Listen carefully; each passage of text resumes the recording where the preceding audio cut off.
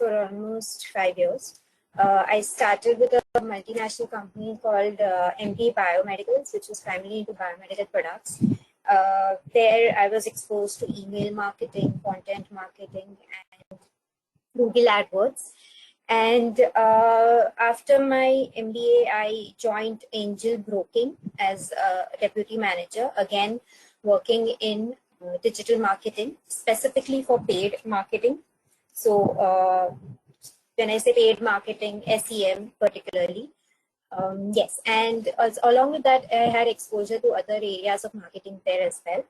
And currently, I am working with another financial company called PPFS Mutual Fund. Yes, so this is briefly about me. Besides digital marketing as my career, my personal hobbies include reading, and to some extent gardening is something new that I've taken up. Okay. Yes, so that's about me. Now, so for the session, we are going to follow a certain format. If whenever you all have a question in regards to a certain topic, we'll wait till the topic has been covered, and then I'll take up all the questions that you have in about the topic. This is specifically because during the topic there is a certain flow that is taken up, and then I don't want to be disturbed in that flow of my teaching. Okay. Any questions you have with regards to the topic or otherwise, you all can mention it. All right. And so I just for clarity, you are able to hear me clearly, right? Before I start. Yes, I've also shared the screen with you all. Okay. All right. So, all right, let's start with the session for today. So the agenda today is to basically cover consumer journey and the moment of truth, for the concepts of consumer journey and moment of truth. Then how SEM falls into the picture when it in the consumer's journey. Then why we use Google Ads, how is it useful? And besides that, what is the concept of Google network? All right, and besides that, so every marketer obviously has certain goals to achieve. So what are your goals? Defining your goals with using Google Ads, and how SEM ad auction works. So there's a concept of ad auction, which we are going to see, and basic terminologies that is involved in Google Ads. These are important terminologies. We are going to cover all of those. Also, along with that, how we are going to structure your Google Ads account once we open an account. All right. Then Google Ad campaign types and the creation of the search network campaign. So when we say creation, we are going to do a demo here. All right. Yes. So yes, if everyone's okay, let's start with the session then now. I see that most participants have joined already. All right. Yes, so first starting with the concept of consumer journey. Now, traditionally, you would understand, obviously, when you have a need to purchase a particular product, what happens in your consumer journey if you were a user. Okay, supposing tomorrow you want to purchase a phone. Firstly, you will realize that there is the need to purchase a phone. Okay, so that is your first moment of truth. You will realize that your current phone is not working with the capability you would wish it were working with. So the speed or whatever specifications, and then you realize you need a new phone. So that's your first moment of truth, the stimulus, the first phase in a consumer journey. Then you move on to the second.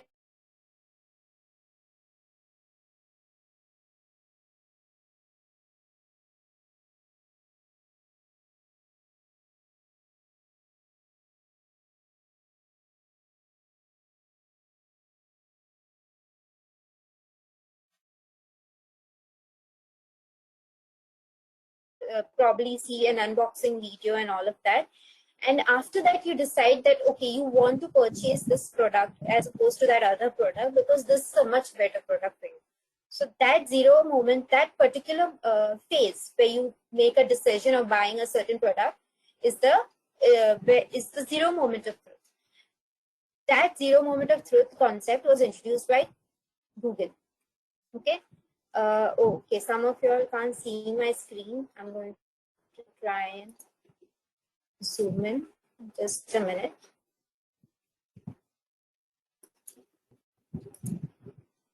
Right. Are you all able to view now?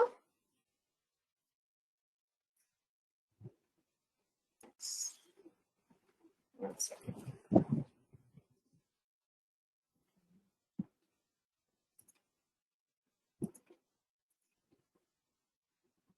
Yeah.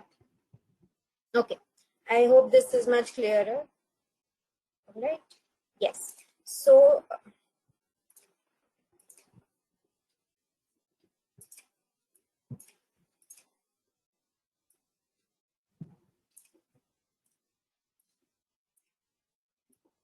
yes. All right.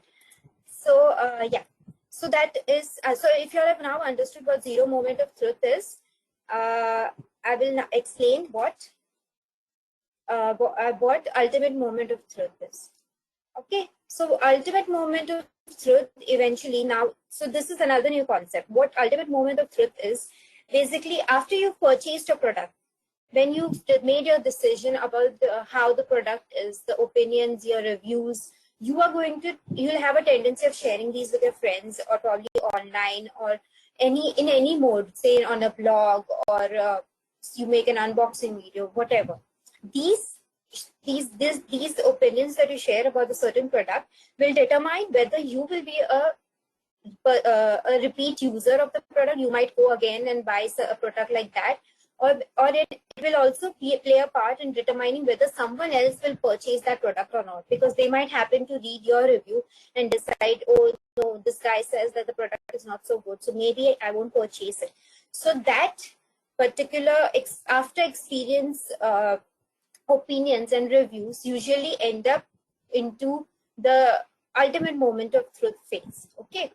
Yes. So these are the phases of a consumer journey. Now, I hope you all have been able to understand what the whole consumer journey looks like. So any questions on the part of the consumer journey or moment of truth, we can discuss it now.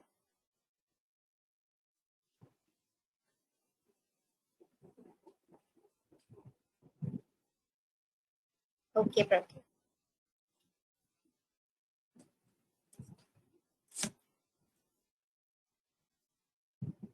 All right. So I see most of you all have understood. We go ahead then. All right. So now we are going to understand what SEM is. Now, how SEM falls into the whole consumer journey. SEM, in other words, search engine marketing, it basically comes into the picture when a person is looking for a certain product. In the sense, I have a requirement for a phone today. Like we discussed, let's take the example of phone itself. Uh, the phone, if I'm purchasing a certain product, I will be looking for it online. So for instance, right now I tried to purchase OnePlus 70. Okay. So I am going onto the Google search engine and I'm typing in the search query OnePlus 70. That's because I have a requirement for OnePlus 70, right? So when I look for the phone, what I end up seeing is I see a few ads here. And so I'll show you another example, because essentially there are some ads that appear in the first four entries in this results page, but since we are missing those here, I will show you some other ad. Okay, let's start with mutual fund, for instance. Okay, so here we have these ads. If you see, there is an AD written here, ad, and it's in bold. Now this here, this helps to identify an ad, a search engine marketing ad, from a search engine organic results page. When you say a search engine organic results page, hold on, Nitish, are you able to view my screen?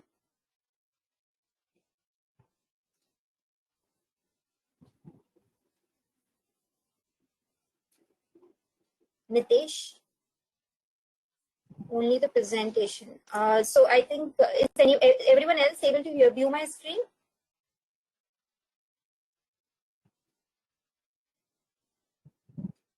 Okay, Nitesh, it seems there's an issue at your end because most of them can see my screen.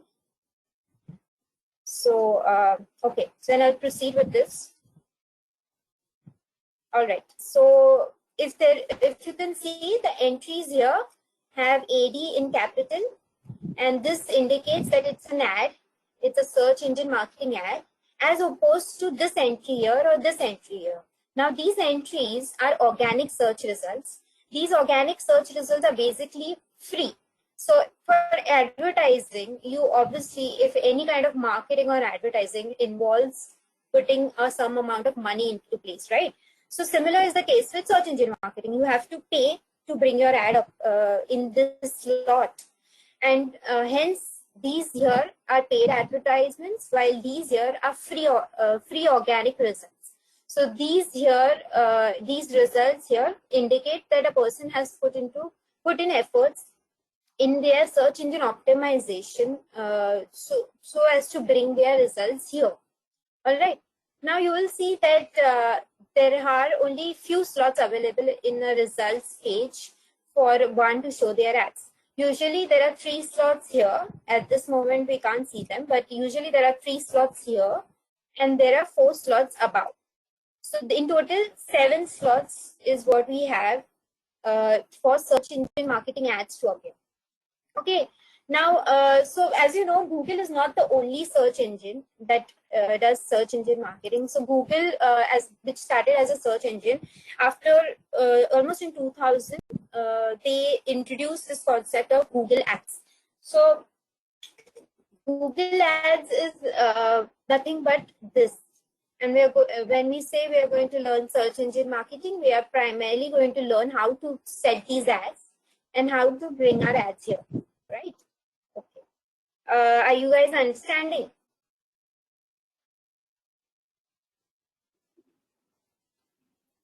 So yes. So what I'll do is I'm going to maintain a sheet and I'm going to maintain certain concepts here in order to for y'all to review it a little later. All right. Okay, we have a question. Let's take that up. Difference between SEO and SEM. Yes. So I will explain that, Devansh. I'll get started with. I have explained it briefly to you all, but I'll explain it once again. So, what is the difference between SEO and SEM? Is first, SEO is where you are doing.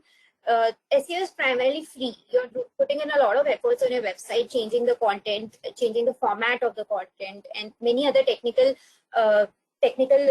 procedures are involved in trying to bring your website free of cost, high above in the ranking, right? While SEM is because it's to some extent an advertisement, a paid advertising, just like how you are advertising on TV or radio, you're paying some amount to make sure that your product is heard of or seen. Similarly, here also, since you're paying some amount, along with the efforts of obviously creating your ads and all that, because you're paying some amount, your chances of coming here in the highest slot, in the topmost slot, is much higher.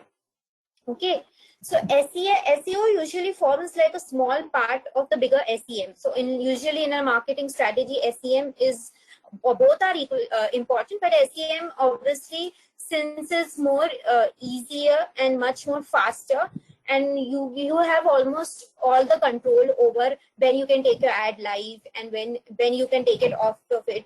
Everything, a lot of controls are within, a lot of targeting and specific kind of targeting is obtained via Google.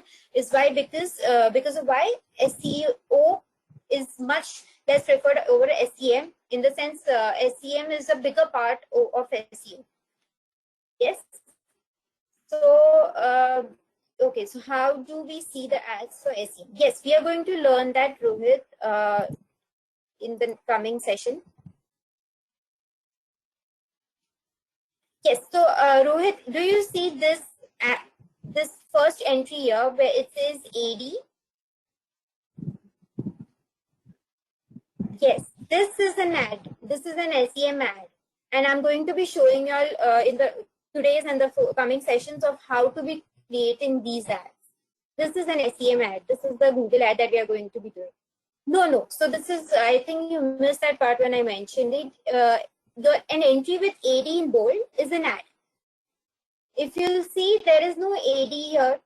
It's not in bold either. So this here is an SEO result. It's an organic result. It's the free one, while this here are the paid ones. Are you understanding? Is it clear?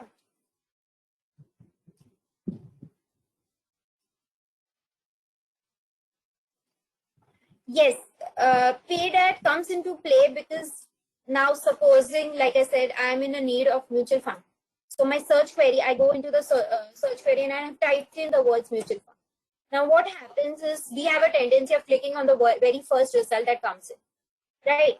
So if supposing at this moment Aditya Birla Capital is on the very first ad, so I will probably end up clicking on this and I'll end up landing onto their page and read about their product. That is how it comes into play, because we know that it is we can drive a lot of traffic to our website using these ads, right? Are you understanding that part? How do you differentiate between both, whether organic will come first or paid? So, so Rohit, this is the format that is followed. Usually, the first 4 results in a search in a page, in an organic engine page that you will, when you search, you will find that the first 4 results are ads. And I've already shown you how to distinguish between an ad and an organic result, right? So you can understand now, okay, this is an ad while this is an organic result. Similarly, so, and you will always see that there are 3 ads in the at the bottom also in the page.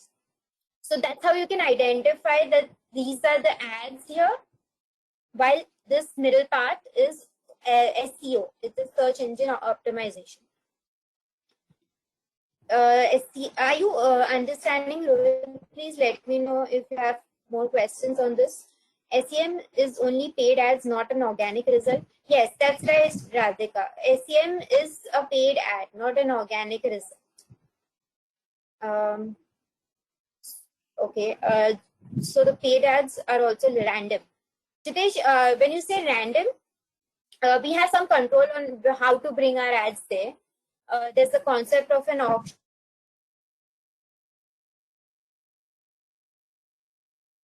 that comes into picture, which decides whose ad will come. So we are going to be doing that further. Okay.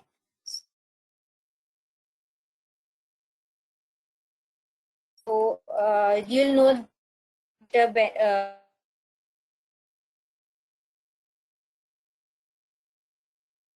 about it then.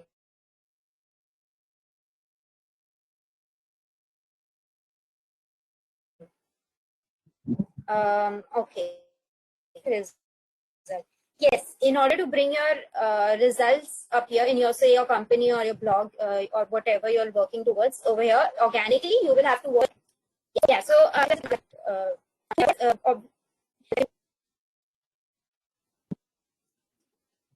hello, are you guys hear me?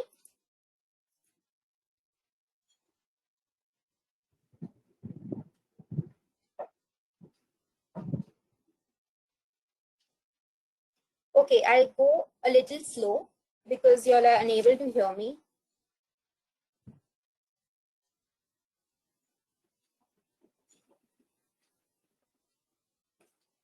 So I'm going to now, so as I've discussed what SEM is, okay. So SEM is one. So now just to understand why SEM is used, we use SEM and SEO to bring traffic to our website, right?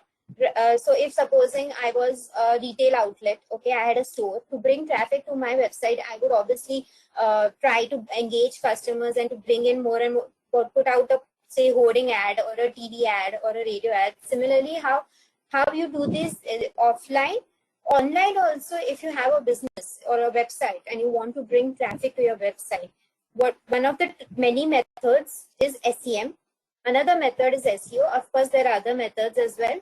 But primarily, SEM is what we are going to focus on because we are going to learn SEM. So SEM will be used to bring in the traffic, and then once the person comes onto your page, he can decide whether or not to purchase your product once he has a look at the product, right? That's how SEM comes into play. So now you've understood what SEO and difference between SEO and SEM is. I've shown you what SEO looks like, what SEM looks like. Like SEO takes a lot of time to bring your result organically up there, while SEM can be done immediately in a day or two or a week's time max. It requires putting little effort relatively. Again, SEO is free, SEM is paid. You have to pay to bring your ad or your entry up there, right? And SEO is relatively a small part of the bigger subset of SEM. Yes. All right. Now, all right, just a second.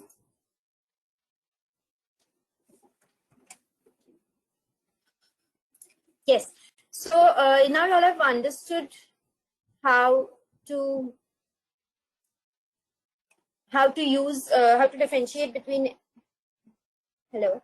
Yes, so you're I see that you all are requesting for the presentation mode. It's just it will become easier for me to toggle between the slides if I use it in this manner.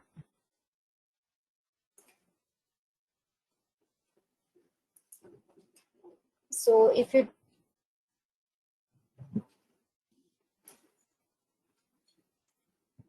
actually, because I have to constantly show you all examples as well, and in order to do that I need to have the search engine with me right there.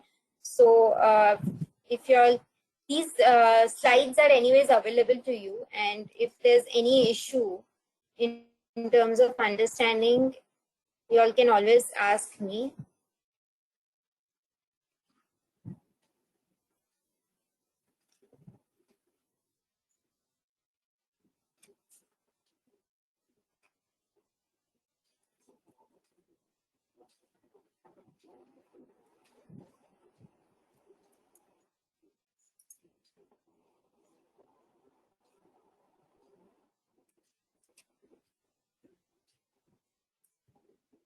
So okay, now you've so now one major thing that you all have understood is how to identify between SEM and SEO results, right? Now why SEM is because essentially if you'll see, every person out there has a website now, every company has a website, every company has to be there online to bring traffic to their website, to bring sales on their website. So it is a big industry. Google has been running Google ads for almost 20 years, and it's only been an important source of revenue for them. So that can essentially help you understand how much extensively it is being used worldwide. And that's why SEM is, if you are a business, and to show, to make sure that you can bring the traffic to your website, in order to bring the sales to your website, you have to go for SEM. And especially knowing that SEO takes a lot of time and effort to get to bring your result up there. Okay. Yes. So now I'm going to show you all a small video about what Google Ads are. And after that, we will continue with understanding of how we are going to use Google Ads.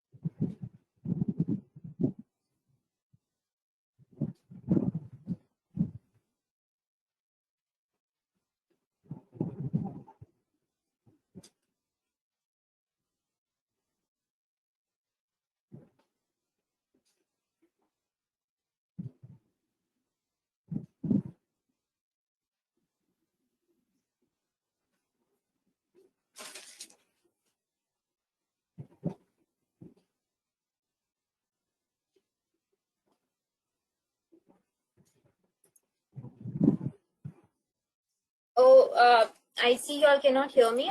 I'm going to restart the.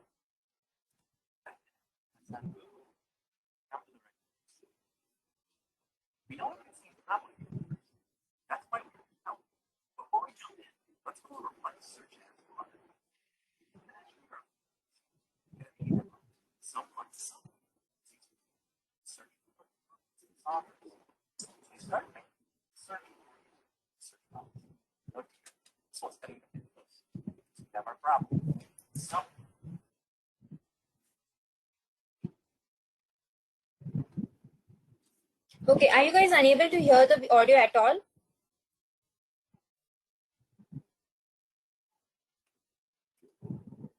Okay, it seems there's an issue. All right, I'll send you all the link. Okay, and y'all can have a look. So watch it and then we will proceed.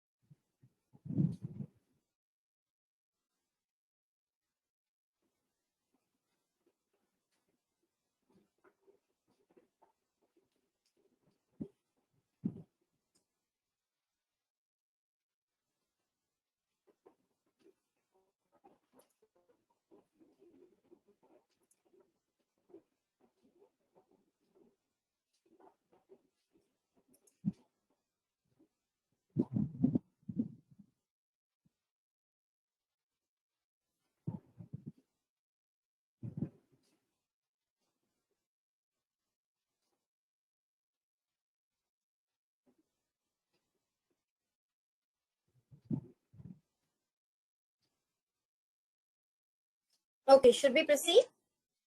Let me know if y'all are done.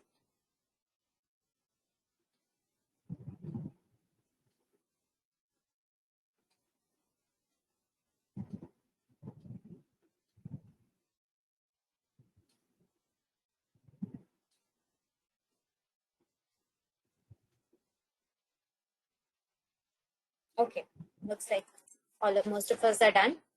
So now you all have understood what is Google Ads, what is SEO, and how it comes into the picture in a consumer journey, right? So why Google Ads now? Now, one is because Google has been there for almost 20 years or more. Google has a lot of data about you as a person or a user, and he will, and hence Google can target these customers well. So it gives us advanced targeting options in terms of who you want to reach out to and how you want to reach to them and grow your business using those new customers that you can reach out to. Plus, you can reach to a lot of people. The number of people you can reach via Google itself can be extremely large, and that's why that is a good option to market your product. And along with that, so now you will see that mostly if you are investing in a TV ad or a radio ad, the amount is quite large. You have to pay a lot of amount in order to show your ad. But here it is flexible budget. So you can set your budget according to what you think is feasible for you. Even if you want to spend 1,000 per day, thinking that that's the right budget for you, you can also set it as 1,000 per day. So there's no minimum requirement, and Google allows you to track everything in terms of who has seen your ad, the number of people that see your ad, the number of people that click on your ad, and the number of people that reach onto your website. All this tracking is possible in Google Ads. And hence it is, while you cannot do that with a TV ad or a radio ad, you might not get that level of tracking, right? So that's why Google Ads has a upper hand relatively.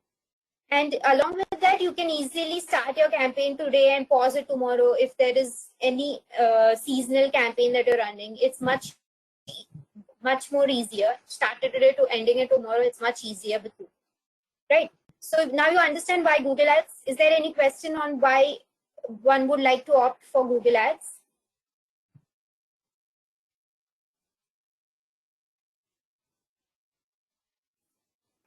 Okay. So now what is Google Network? Let's understand a concept of Google Network. So as I said, Google has a lot of data on you as a user. Now Google Network is where you see the ad. So Google has a network of almost 5 million websites. When you say a network of 5 million websites, it is basically a collection of 5 million websites that are partnered with Google. So how have they partnered with Google is that, like, supposing I was a website XYZ and I have partnered with Google saying that Google, I'm willing to show your ads on my website in exchange of a certain amount of revenue that you earn. So as an advertiser, if you pay Google 100 rupees to show your ad, Google and Google shows that ad on my website, then what Google will do is he will keep the 30% of that 100 rupees with him and give the 70% of the amount to me as a website that showed the ad. Okay, so let's understand this better. So what happens is usually there are three parties involved. Now, supposing I was an website XYZ. Okay, so website XYZ, and then there is another party which is called, say, Google. And the third party again, which is, say, ask.com. Sorry, not ask.com, say Amazon. Okay, now what is now how does this work? So Amazon here is an advertiser. He's the marketer. He's saying to Google that I am willing to pay you 100 rupees to show my ad. Okay, so what Google will do is he will supposing he shows his ad on the website XYZ. Now in that case, what happens is Google as the middle party, because XYZ is a part of the Google network, Google will keep rupees 30 as his commission or his share of the revenue, while what XYZ will do is keep rupees 70. Okay, so that's how the amount that you spend as an advertiser on a certain advertisement is split between between Google as a company and the network that it is connected to. So there are many such websites. There are 5 million such websites that have already partnered with Google.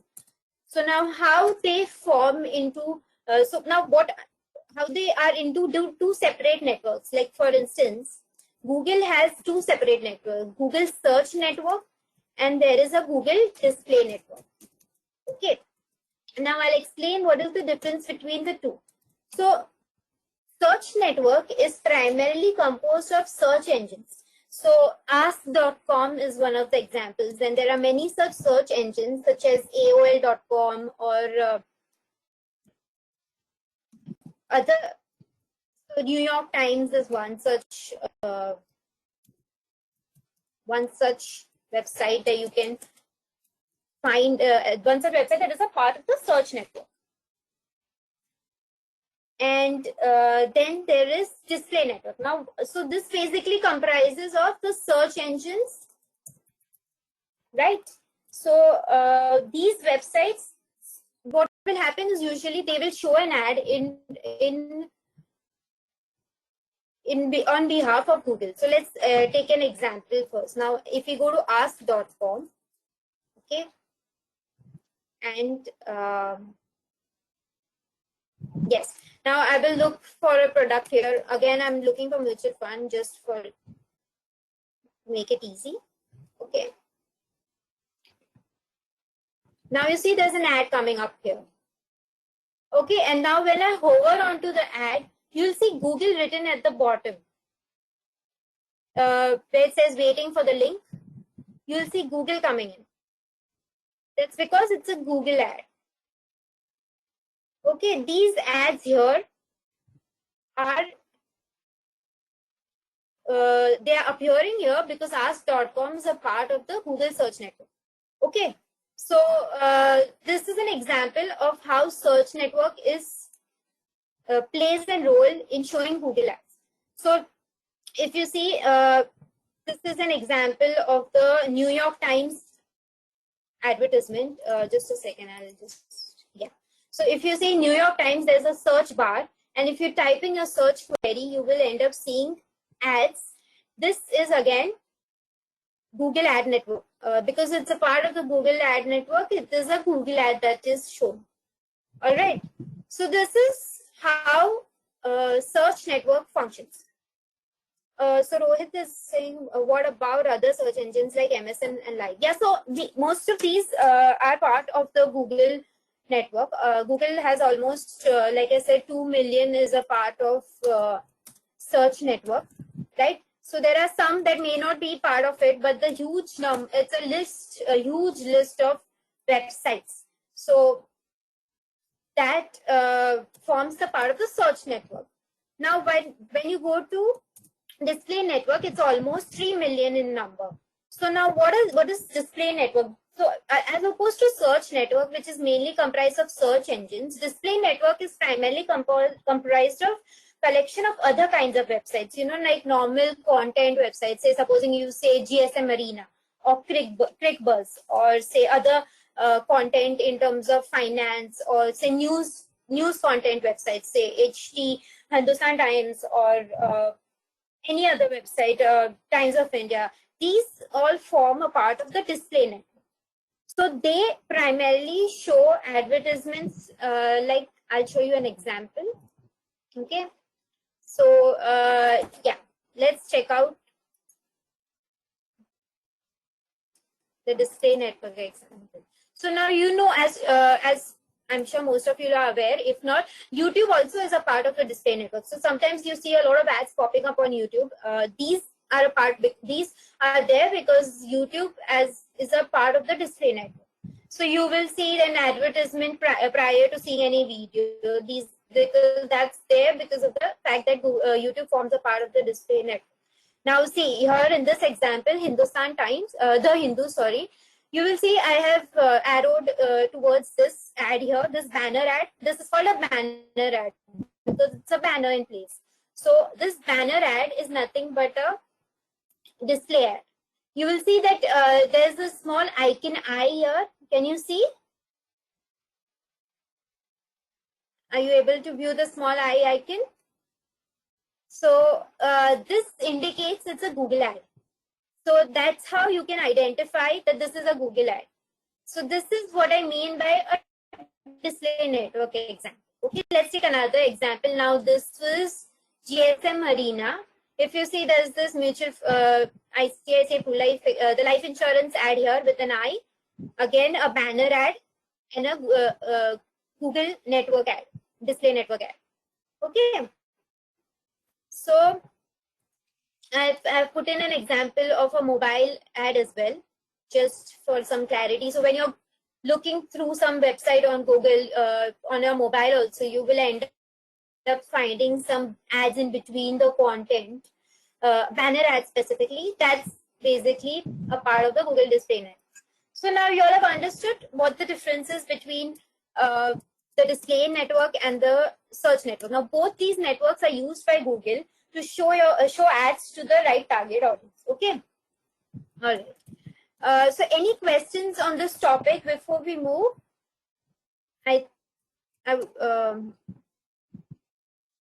Just let me know if there are questions, as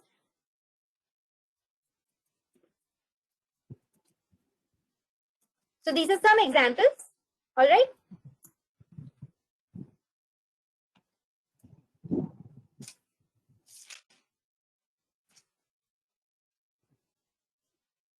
So is Yahoo, I'm assuming you're saying part of the network. So Yahoo is not a part of the network. Yahoo has its own advertising. Uh, so that way, Yahoo display is a different part altogether. As far as I know, the search engine part lies with Microsoft or Bing Ads. So Bing Ads is also essentially similar to Google Ads. There is no difference. In fact, Google Ads is much more advanced in terms of everything. You will see that later, whereas as compared to Bing Ads. Okay. Now I will explain how to decide which network to show your ad. Okay. So this is very important to understand because as a marketer, you cannot show your ad just on both these networks. You have to be wise about where you want to show your ad. So what happens is understand the search network is driven by search intent. For instance, I today want to find a phone and hence I go onto the Google network and try to find a phone for myself. So there's a search intent involved. The person is actually looking for me desperately, right? So that's why it is better that to use search network for goals where you have to make sales.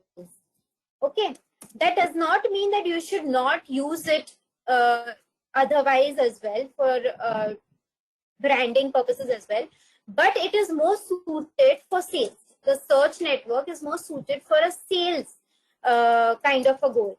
So if I want to make sure that I get more sales, I will make sure that I put more money in search network and less money relatively on display network.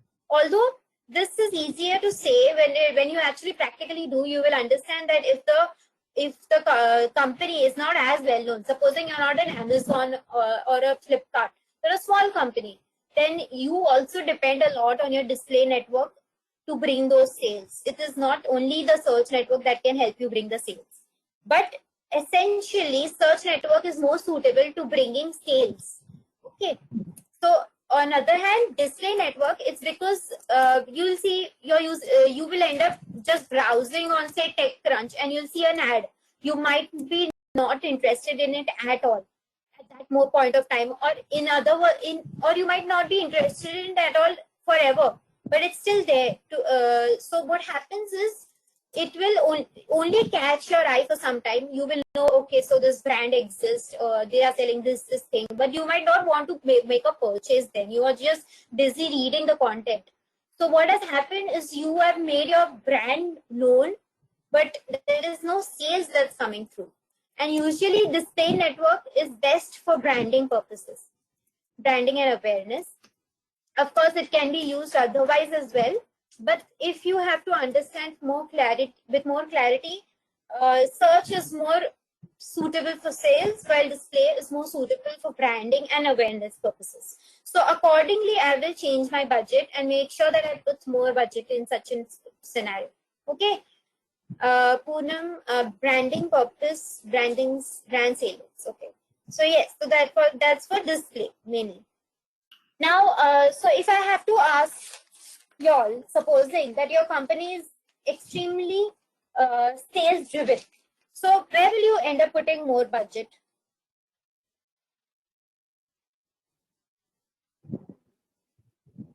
Please type your answers. Yes. Yes, that's right. Okay, search network, that's right. Okay. So that doesn't mean you don't start with a display campaign as well. It can be done, both can be used, but you have to strategically put your money, right? Okay. Right, now let's proceed. So if there are any questions on how to split your budget depending on the goal, please ask. Okay. So I will show you later, when you form a campaign, you usually start creating a campaign. It gives you an option to select the search network or the display network. Now, ideally, you can put the two together as well, but that is not suggested. What happens is when you put both these networks together, search might take up more money, or display will take up more money, and then you never know how much money has been spent on search and how much on display, and how each of them are performing for you. So it is suggested that you always divide the two in two different campaigns. Okay, I'm going to show you what a campaign means and how it can be done. But just for your understanding right now, it's best to keep them separated. Ronak, when person has already visited on a website, that then we can use display network for reminder. Yes, that's true. That is called remarketing or retargeting. We are going to do that in the coming session. That's true. Okay, so now we've understood search network and display network. Now we shall. Right. So at this moment, I showed you all what the search network and display network is. I have also showed you all where the ads can be seen and how to look at those. Now let's proceed. So we spoke about how to make split your budget. Of course, so one topic I missed out was traffic. So if you're looking for traffic, ideally both search and display works fine.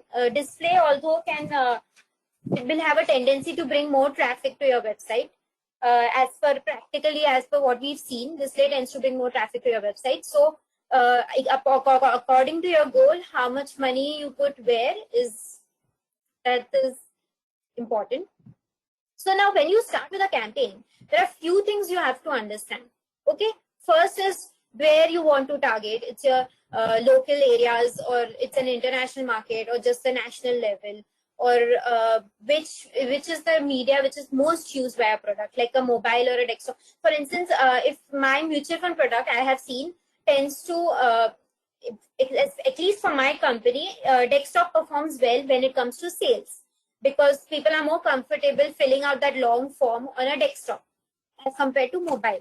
But that's not the same with an e-commerce, supposedly. When they want to purchase something, they'll easily go to the website on an e-commerce on a mobile and purchase something. So you have to understand where your customer is more comfortable with you. Okay. Then how much they know about you already, and that's how you will decide where to contact them. Okay. And yes, so these are certain things about a certain audience that you have to first try and understand before you set up a campaign. All right. Okay, now we will start with some. So before I teach you all terminologies, I'm going to show you all what ad auction means. Okay. So now understand, when you as a marketer are deciding that you want to use Google search ads for your business. Similarly, there are many such marketers who have decided to use the same. Now, if for the same product, Google cannot show all your ads. If you see in the search engine page, I already showed you, only 7 slots are available. In that 7 slots, Google will decide whose ad to show. So what happens is there is an auction that takes place. So this auction is basically where you're saying, Google, look, Google, I will pay you this amount of money. This is my ad. If then Google has all programs in place. Okay, a lot of coding and algorithms and programming is in place. Google runs this auction. Google decides that among the 3 marketers, A, B, C is the best advertisement. C has the best advertisement, and C's bidding is right. And I'm going to use C, and C's ad will be shown. Okay. So how does this work? I will let's understand that. So now first what happens is you have set up your ads. Okay, you've decided, I will bid so much. So much is the money I can give for my ad to be shown. This a bid basically means that you are deciding how much money you are willing to pay to show your ad. Okay, so what happens is when someone is looking for your product, okay, supposing you're selling a phone and you have put in an ad already, and now today I am looking for a phone. What will Google do is Google will immediately go into its system, find all the ads out there, all the keywords and the ads that match with my search query. My search query is a phone. I am looking for a phone. So it will match with my query, your ad, your keyword, and then decide, oh, okay, this this many ads are relevant, these many ads are not relevant. They are supposing for websites, for TVs or some other kind of electronics. So it will decide all on the phone ads that are relevant, which one is further relevant in terms of targeting. Matlab, supposing I am located in Mumbai, and some marketer has decided only to show his ads in Mumbai, while some marketer is showing only in Pune. The Pune guy can't show me an ad because I am located in Mumbai, right? Because he has decided to show ads only to those in his area. So all those location targeting that are not relevant, that immediately are removed, or any other targeting in terms of the ads are not right or whatever. It is like, for instance, I'm going to show you later. What happens is Google, once you create an ad, they will check your ad. And once they check your ad, they decide that certain type of ads are not acceptable for Google. Like if you write free in all caps, you would think, oh, this is exciting. The customer will get attracted to my ad. But the customer will not get attracted to your ad because your ad will not run at all. Google's policies are very strict about how you write the ad. Okay, so once the search query enters the system will check your ads, your keywords, and it's against that the system will decide that these locations cannot, the ads that are located to, the ads that are targeted to certain location cannot be used. These ads that are disapproved and they cannot be used are left aside. And then a small chunk is left. In that chunk is when Google will now show, depending on how you perform in the auction, will show your ad. Now, how the auction is performed? Okay, let's see. So now auction depends on ad rank. So what is an ad rank? So every ad is given an ad rank. Okay. An ad rank is dependent on your bid. So when you say max CPC, it's nothing but your bid. I'm going to explain what CPC as a term means. So as of now, understand CPC means cost per click, which is actually what the full form is. So it basically means how much you're paying for every click of your ad. Okay. So like I said, when you bid, you say that I'm willing to pay so much amount for my ad to be shown and clicked on. So that is the cost per click. So that's the bid into quality score. Now, what is a quality score? So understand that firstly, your ad rank depends on your bid and your quality score. Now, we will understand what quality score means. Bid, you've understood the monetary amount that you're willing to pay. You say you want to pay 50 rupees, say you want to pay 10 rupees, whatever the amount is. Okay. So I hope you're understanding. Pay attention. Let this topic end and we'll cover all the questions that you'll have. Okay. But pay attention right now. Now, what is the quality score? Now, quality score is where after Google will, after you submit an ad to Google saying that I want this ad to be shown for this keyword, what Google will do is give you a quality score. Now, that is dependent on 3 factors. First is the click-through rate, the relevancy, and the landing page quality. Now, what are these 3 factors? Let's understand. The click-through rate basically means that once the person sees your ad, now let's see an example. Okay, again, let's go for a search query. Now I have typed in a search query mutual fund. Okay, now the first ad I see is ICICI Pru mutual fund. Okay, now I am clicking on it because I want to purchase a mutual fund and I want to see their product. Now this, once the ad is shown onto your search results page, this is nothing but an impression. What this means is ICICI Pru Mutual Fund has won this auction to show his ad here. Okay, he's already won the auction out of the so many website, so many marketers that were running the auction. Okay, so he has won and he's shown his ad here. And now when I click on it, it will take me to its landing page. So what click-through rate means is basically after impression, say if 10 people have seen your ads, 10 impressions are there, and 3 people are clicking onto your ad, then your click-through rate is nothing but clicks upon impressions into 100, which is 30%. Okay, that's how click-through rate is quantified. Okay, so clicks upon your impressions. Out of the 10 people who were shown your ad, how many people clicked? Or out of the 20 people who were shown your ad, how many people clicked? Okay, clicks upon impression into 100. That's the click-through rate. Now, this is dependent on how, this is usually what, now like, as you know, Google has a lot of data over the years that it's collected. It knows certain kinds of keywords and ads are clicked on in a certain manner. So a historical data is used to understand what the potential click-through rate will be. So this historical data, so historically, if your ad has been performing on an average click-through rate of 30%, chances of them of performing 30% in future exist unless you make some major drastic changes where you improve it to the level that it will show, say, 50% or 70%. But that's how click-through rate is determined. It is based on the historical data that has been collected. Okay, then there is relevancy. Now, what is relevancy is basically, now if today I am looking for, say, Nike shoes, and so if you say, so if I, in my search, if I write Nike shoes, okay, I want to buy Nike shoes. So what ad comes up is buy Nike shoes. Now it is relevant because I have mentioned that I specifically want to buy Nike shoes. The ad doesn't tell me buy sports shoes or buy runners for so and so price. It tells me Nike shoes. That's how relevant it is. It is exactly what I'm looking for. So that's relevancy. What I am looking for is matching up with what you're selling to me. Okay. Or what your ad is showing to me. Now, after relevancy comes the landing page quality. Now what happens is you see the ad, okay, buy Nike shoes. Oh, this is perfect. I wanted Nike shoes.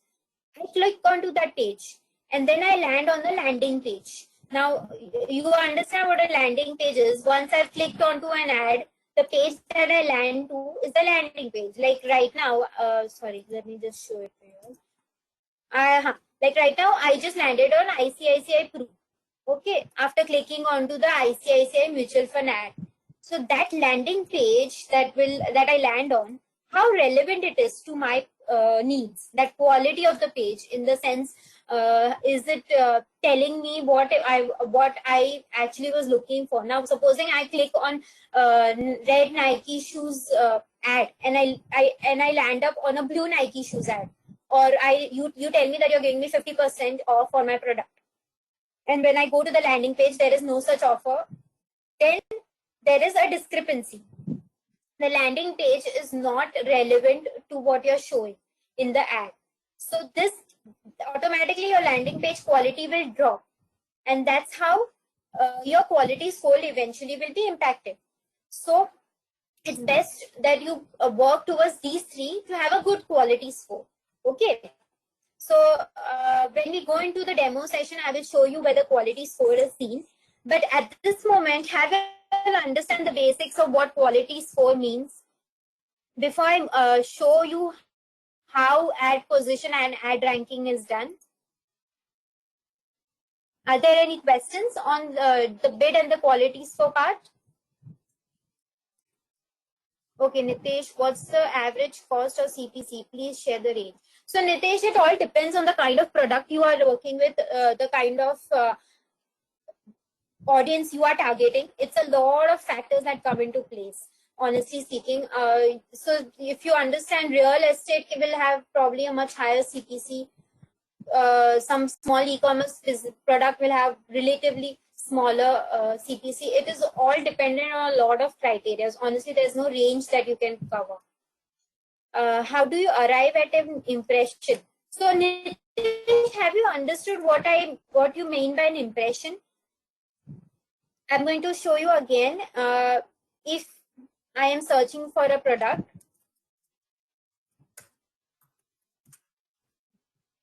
and I see okay, there's no ad here. All right, let's try another product. Looks like the e-commerce people have stopped. Okay, I have another ad. So you see there is an impression here from Nike.com, which basically means when I look for buy Nike shoes, the auction ran in the back end it was decided that this ad was the best in terms of the bid and quality score, and hence he won the auction, and he was shown here as an impression to me, who's a target audience. Okay. Devesh, can't see. Devansh, I hope you are able to view my screen. Ronak, if they don't have historical data and if ad will be only 1 to 2 days. So, Ronak, like you, many other advertisers have already advertised with Google. So there's some understanding of how a keyword and an ad can perform. There's a lot of coding in place into give an average quality score to you. So that's how they work. Relevance once again. Okay, Devansh. So relevance is where, supposing I am buying, say, I want to buy a casual, so some kind of casual party wear, and I decide I want to buy it in blue color only. So I will look for a blue party dress, supposing, and the ad that shows up will say buy party dress at 50% off. Now this is, and then there is another ad that says buy blue party dress 50% off. You see the difference between the two ads, right? One specifically talks about what I want, the blue party dress. One talks about only all kinds of party dresses. I will probably, my chance of clicking on blue party dress is much higher. So that is more relevant to me. Okay. By compared to the other ad. That's how relevance works. Rohit, I hope you are able to understand, Devansh. If not, you please, or anyone else, if there are any more questions, please type in. Rohit, what about retargeting? Rohit, we're going to cover retargeting in the coming sessions. So we'll keep it until then. Okay. How do you define impressions? So Nitish, define impressions. The impression is basically the number of times your ad is shown. So you know that if impression number says 50 times your ad was shown to an audience. What do you mean by impression? Radhika, so as I explained, after I look for a certain product, and if an ad is shown to me for that product, that impression has occurred. The number of times your target audience sees your ad is what is an impression. I have a question on, so I hope you are understanding the answers, basically, whatever you all have queries with. Ronak, I have a question on CTR. If my ad is new, how are they going to take out the historical data? So I've spoken about that, Ronak. There's a lot of programming in place based on a lot of historical data by not just you, but there are other such marketers as well. So that's how they decide. Devansh, what is the formula for CTR? So I will show you. I have this sheet maintained to help out with this. I will share this later with you all. So CTR is basically, if you can see, clicks divided by impressions is equal to CTR. That's how it is calculated. I will be sharing with you this sheet. Okay. So are you able to understand this, Devansh? It is basically out of the X number of impressions, how many have clicked? Okay. Yeah, looks like you are clear. Any questions you all can mention in the chat box. We'll move until then because there's more to ad auction that we need to understand. So now, Ratnesh, can you share an example of bad and good quality score from your past experience? So yes, so you'll understand here it's already set. So once in the quality score factor, you will see that you are given either 1 to 10. Usually 10. The more you're towards the 10, the better for you. The less you are towards 10, it's obviously not good. Now I will. And quality score, please understand, is a very important factor in deciding your ad option. As a bid is relatively the much lesser important factor, because if you don't want to pay a lot for your ad to be there, you might as well work on your quality score. Okay. So there's another example that I will show you about how it is decided. Okay. So let's wait till then, Ratnesh. Radhika, is impression a fixed number shown by Google? It is impression, not fixed. It's not, say, if I get 50 as a marketer, I get 50 impressions. You might get 100. Someone else may get 1,000. It's not a fixed number. It's the number of times your ad is shown. It's not a fixed number. Himanshi, how long does winning an auction stays? So understand, an auction is run every time someone enters a search query. I run a search query right now. I look for something right now. Immediately an auction is run in the back end. Similarly, 10 other people out there in the world are looking for something right now. 10 other auctions are running out there. That's how auction is run every time someone enters a query. And the ad that is displayed, that comes up, can depend. Or it can be you who's winning the auction today, that it can be someone else who's winning the auction afterwards in the next query. It always depends on the auction that takes place. Okay. All right. So now let's understand one key thing. First, we start with this because this is more relevant at this point. So now understand. We already understood that the ad rank is dependent on two factors: your CPC and your quality score. Now see, if you see here, there are three marketers: Jay, Anita, and Ali. Okay, before I take this, I'll take Rohit's question. Does keyword come under relevancy? So keyword also plays an important role in relevancy because click-through rate is highly dependent on the keyword. Okay, so if you are not targeting a certain important keyword and your ad is not showing that keyword, basically, the chances of your relevancy and your click-through falls. So keyword also plays an important role. All right. You'll be seeing that further when we do it. It's not measured separately. In fact, when you see the quality score, you will see it at the keyword level only. So I will show you the Google Ads UI. You will see when you go to the keyword section, the quality score will be present there. So that's how you'll know okay, certain how the keyword is performing. Okay.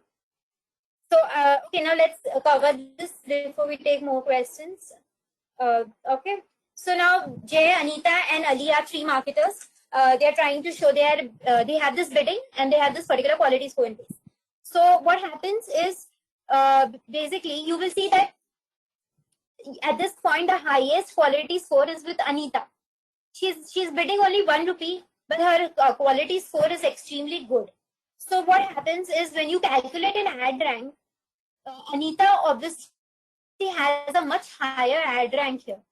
Okay, and but if you see the bid here, Ali has a much higher bid. He's willing to pay 2.35. So even then, Ali loses the particular auction. Why? Because Anita has made sure that her quality score is highest. So that's how quality score plays an extremely important role when winning the auction. As much as bid is important, quality score is much more important when to win the auction. So it doesn't mean that tomorrow if you say, oh, it's okay if my quality score is bad, but I'm willing to pay a lot of money to show my ad, so my ad will be shown. It's not that. That's not going to happen. Google will make sure that those whose quality score is good, that person's ad is shown. Okay. So that's how that is how the ad position is decided. Okay, so now what ad position basically means is on the what position your ad comes. So like I showed you all, there are 4 slots at the top and 3 slots at the bottom. Now this is also dependent on how much your quality score is, how much, how you won the auction. You were on the first place or the second place or the third place. That's how your ad position is decided, right? So have you got any questions on ad rank, the ad auction? Ronak says relevance is dependent on keywords only. Ronak, it's dependent on more such factors. Keyword, your ad, your how you've written the ad, of course. So a lot of factors come into play, but keywords is an important factor essentially. That's true. Okay, Devansh, as I discussed, auction takes place every time someone looks for something, and every time a query. Today supposing you look for a certain product 5 times a day, 5 times an auction will happen. Okay.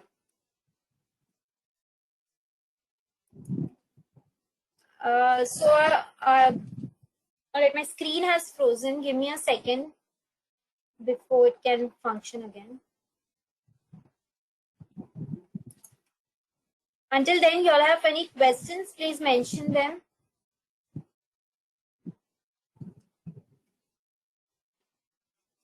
Sneha, the bottom ads are the ones which comes last in the auction. Yeah, I mean, they are related. Yeah, their quality score and ad rank has their ad position is lower. Who is the bidder? So you as a marketer are a bidder because you decide, Devansh, how much you want to pay for a certain to show your ad and for a click. So you're bidding. You're saying I'll pay X amount. Someone else is saying I'll pay 10 XYZ amount. Quality score also decides your ad position. Yes. So your ad position will be dependent. Firstly, to win the auction, you have to have a good quality score, and after you win the auction, your ad position will also be dependent on your quality score. Okay. Yes. So looks like my screen is completely frozen. But what we'll do is okay. There are more questions. Let's take the questions. So the marketer will be built only for the clicks. Yes. So what happens, Koshank, is there are certain criteria under which you're built. Okay, we are going to learn those criteria. But for now, understand that one of the criteria for which you'll be built is clicks.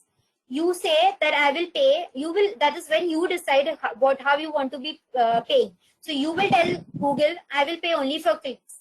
That's usually what happens. You tell Google, I will pay for clicks, and Google will say, okay, pay for clicks. And the number of times you clicks happen, whatever the amount you have to pay, you have to pay. So that's how that is. So the other two reasons why you can pay include impression. It includes video views. So we are going to cover that in the next half. So right now, just understand it's also dependent on what you want to pay for. What about ad rotation? How does that work? So Rohit, ad rotation is a concept where Google will tell you, do you want us to rotate your ad regularly so as to see which performs better? Okay, that's what ad rotation means. So there's an option when you are creating a campaign, it says about ad rotation option. You click yes, then what happens is Google will try to show all of your ads evenly. When it tries to show all your ads evenly, depending on how you win the auction, ad rotation happens. And then when ad rotation happens, you will know which performs better. Okay. Sneha, ad position depends on only ad rank or any other factor also affects it? No, it depends primarily on ad rank.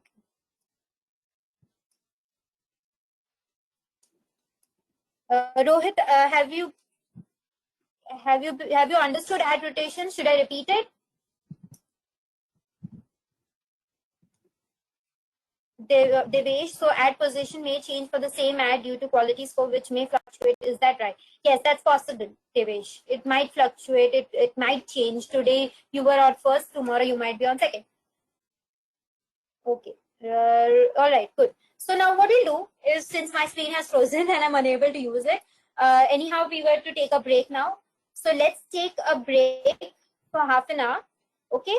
And when we are back, we will cover the rest of the sections. So we are going to cover account structure, which is quite important. How we will see a demo of how to create a campaign. All right. And again, the types of campaigns. There are some types that needs to be shown. Okay, we'll cover all of this in the next half. So I will see you all in half an hour's time. So it's 11:26 right now. Let's get back 5 to 12. Okay. Can I have a yes in the chat box, please?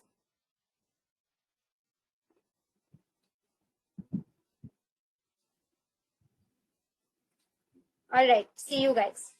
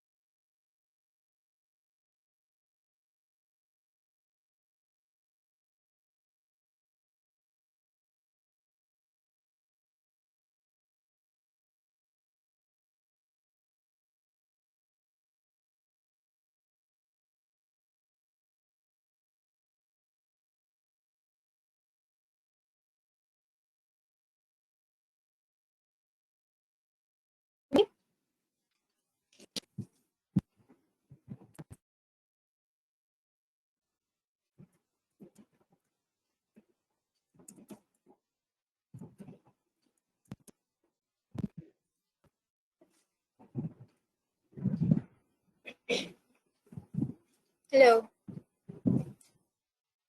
Those who are back, please put a yes in the comment section so we can gauge how many people are here already to the second half.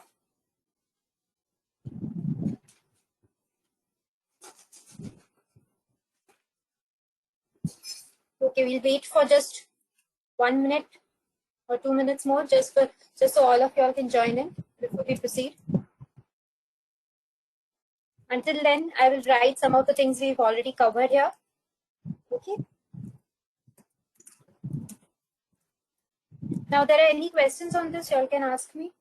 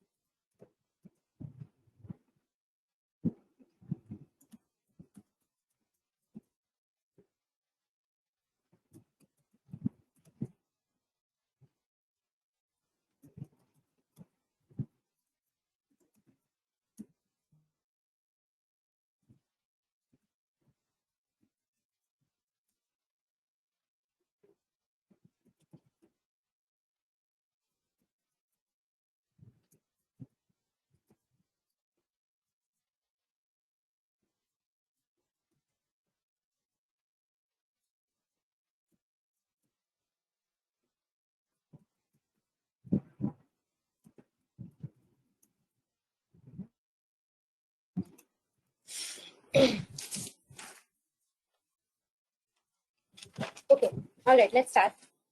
So what we are going to do now is first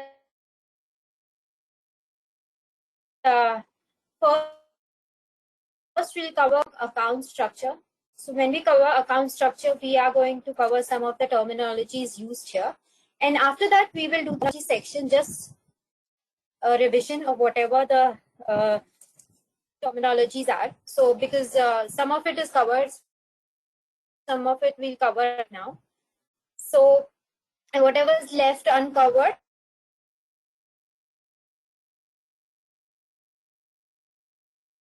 we will work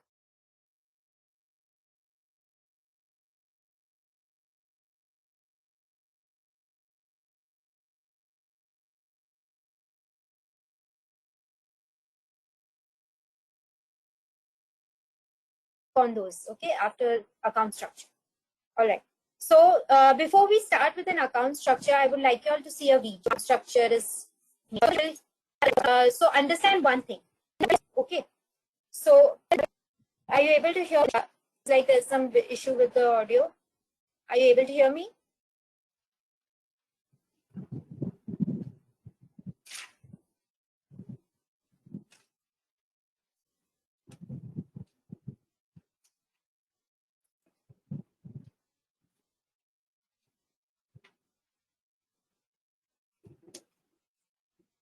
Okay. How is it? Is it better now?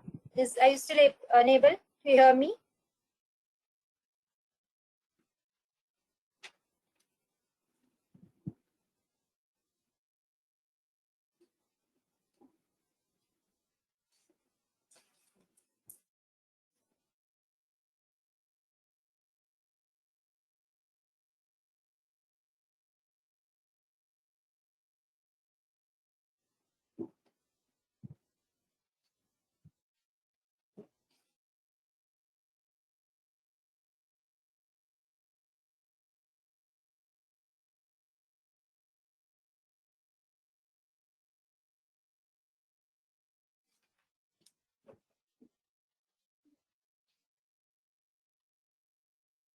All right. Yes. So as I was saying, there are 3 levels in the account structure. Okay, the first level is the account. So it is like, understand that these 3 layers are somewhat like your master folder in your computer. So you will first have the main folder, within which you will have some subfolders. Within the subfolder,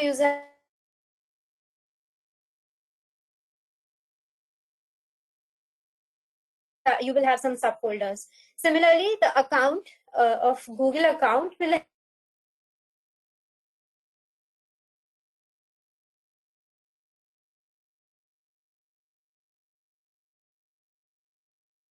have three layers. The main account will have your email ID, your password, your billing information. The subparts, the subfolders, is where you'll have campaigns. Now, you differentiate products or businesses, and then so campaigns, within the campaigns you will have a certain budget. You want to give a certain budget, or for a certain campaign you want to spend XYZ amount on a daily basis on a certain campaign. That is the budget. A budget is calculated on a daily basis. So suppose for hello, I see all of you. I use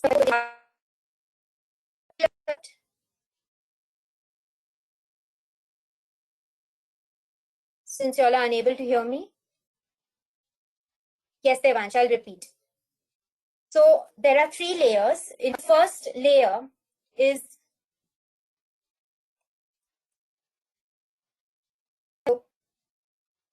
hello. Hello.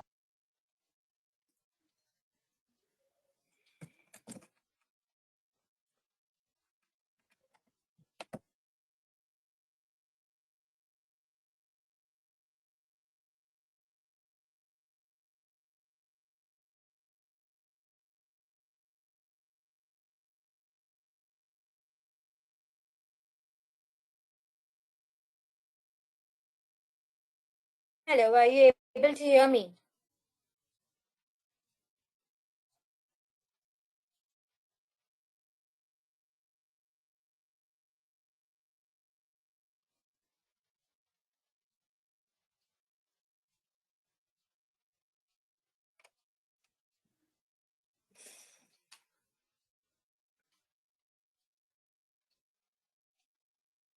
Yes, because I'm not speaking anything, Devesh. That's why there's a long pause, I think. So if you all can hear me, then I will begin with the part.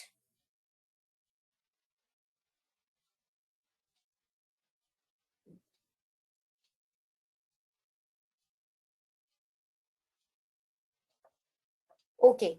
So understand that when we say an account structure, in an account, there are three levels. It's like a master folder in your computer. So when in a master folder, you will have another folder or multiple folders. In that master folder, you'll have say a folder for your music or your photographs. And then within that music folder, you might have another separate folder for every musician that you follow. So you will have many such folders inside a certain folder, right? So similarly, the account is also structured in that manner. In the sense, we start with the main account where there's a unique email information and the password and your billing information entered.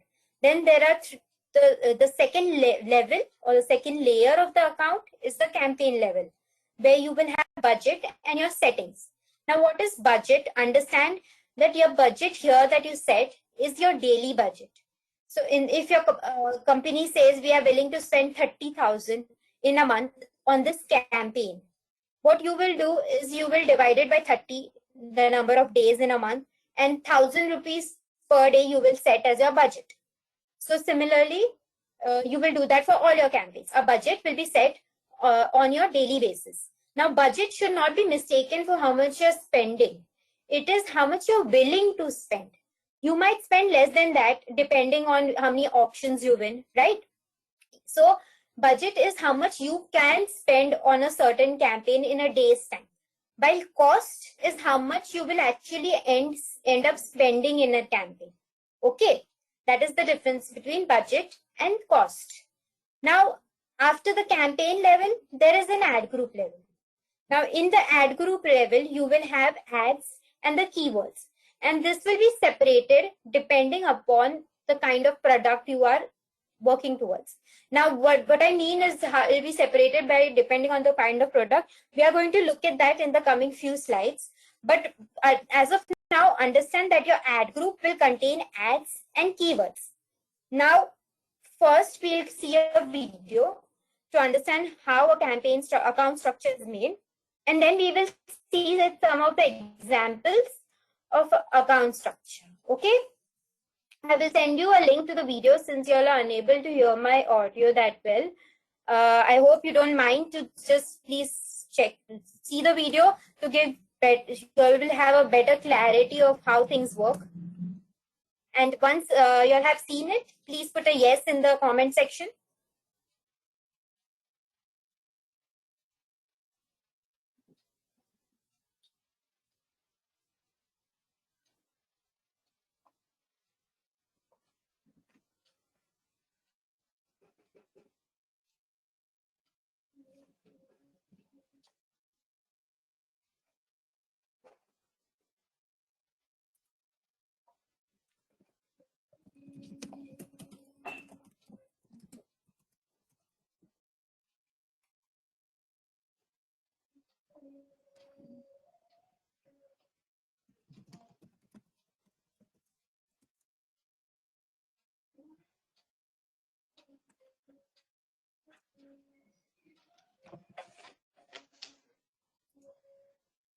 Oh, sorry. I'm sorry, Rohit. That is my mistake. I'm sorry, everyone. Please watch this one. Sorry once again.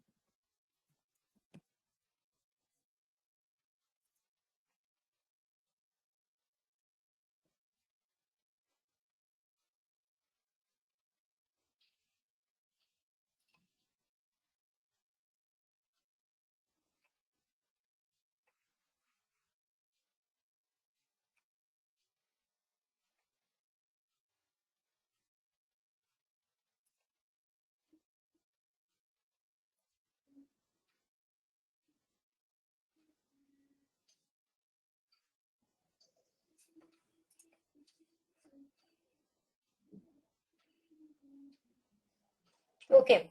So any questions on, so we'll cover the account structure right now. So we'll cover that and then take up your questions. So now understand, so as you've understood, 3 layers are present. Now let's take an example. Now we are setting up a campaign on shoes. Okay, our business is involved in shoes. But now what is interesting is he doesn't just sell men's shoes or women's shoes, but both men's, women's, and kids. So in that case, what the campaign will be is the business that he's involved into, shoes.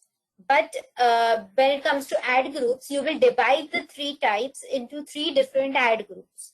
So here at campaign level, you will have one campaign. At the ad group level, you will have three different ad groups, which will be men's shoes. Okay, then there is women's, and then again kids.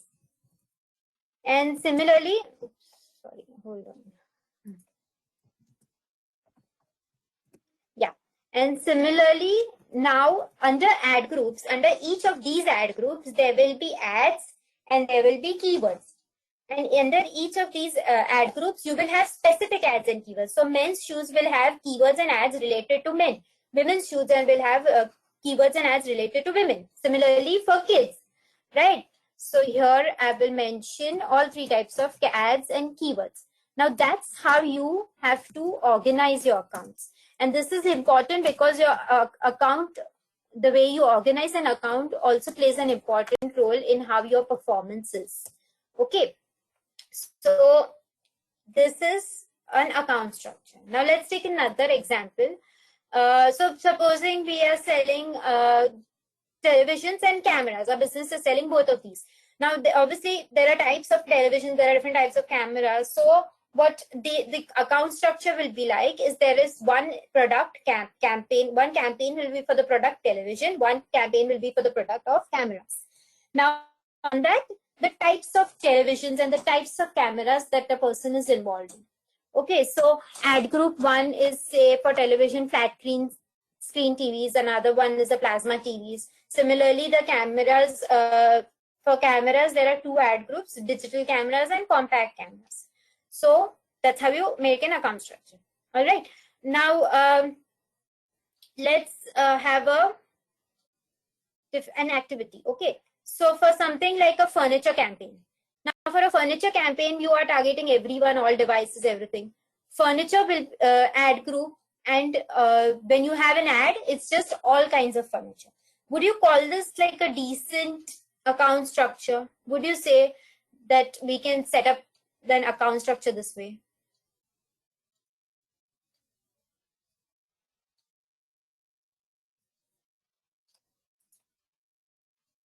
Come on, think, guys. Wouldn't you want to prefer splitting your furniture types into different campaigns, or would you like to keep all of them together? No, right? That's right, Rohit. You wouldn't prefer having such a campaign account structure, such an account structure rather. It's because this is essentially a very disorganized, unorganized manner of having your account. You would ideally want to separate it out on the basis of the product or the type of product you're selling. So here you'll see there is leather love seats, there's leather couches. So you are separating out on the type of the business, on the type of the product, all such. I'll show you another interesting account structure. Now, supposing you were conducting two different countries, you were having a product that is sold in two different countries. Now, here you will see that the AdWords account, as an example, is separated. The campaigns are separated as per the country. Then the product moves another level down, which is service one service one, service two, and underneath you will find the ads and the keywords. Now, isn't that another interesting factor? When your country comes into play, how do you change your account structure, right? So are you guys now understanding how an account structure looks like and how it should be made? So I will take another examples before we will move to the questions and another part. Okay, I hope you all are understanding. Now, supposing we are looking for the company Chumbak. Now again, Chumbak has two different types of products, sleeves and boxes. So within sleeves, so it has two campaigns, sleeves, boxes. Now within the campaigns, it has ad groups. Now sleeves has the laptop ad group, it has iPad ad group and notebook. And similarly, boxes has cookie tins, storage tins, and accessory boxes. So these are the ad groups, and these ad groups have the relevant ads and the keywords. Okay, that's how relevancy is maintained throughout the campaigns. Okay, all right. So any questions on how account structure is built.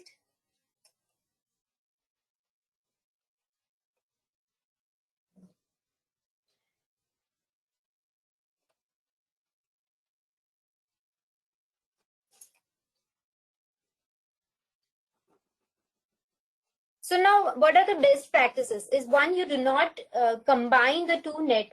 Okay, I'll take the question first. Yes, Devansh. So someone has to search exactly the same word which we have placed to show our ad. So Devansh, you so there are actually this is going to be covered in the sessions too. But for now, understand it's not necessary that you have to exactly have the same keyword. Okay, your account may have somewhat similar and it will still show your ad. But this I will cover in detail in session 2. Okay, so yeah. All right. So the best, I hope you've understood. Yeah. All right. So what are the best practices? So as we spoke, we should not, we earlier spoke how two networks should not be together in the same campaign. So that is one of the important factors. Besides that, how you're going to organize your search campaign and what is the ad group and the theme. Theme basically means, supposing I was selling men's shoes, my theme is men's shoes. I'm putting ads and keywords about men's shoes only. So I cannot include anything kids or women type in there. Okay, that's how strong the theme should be maintained.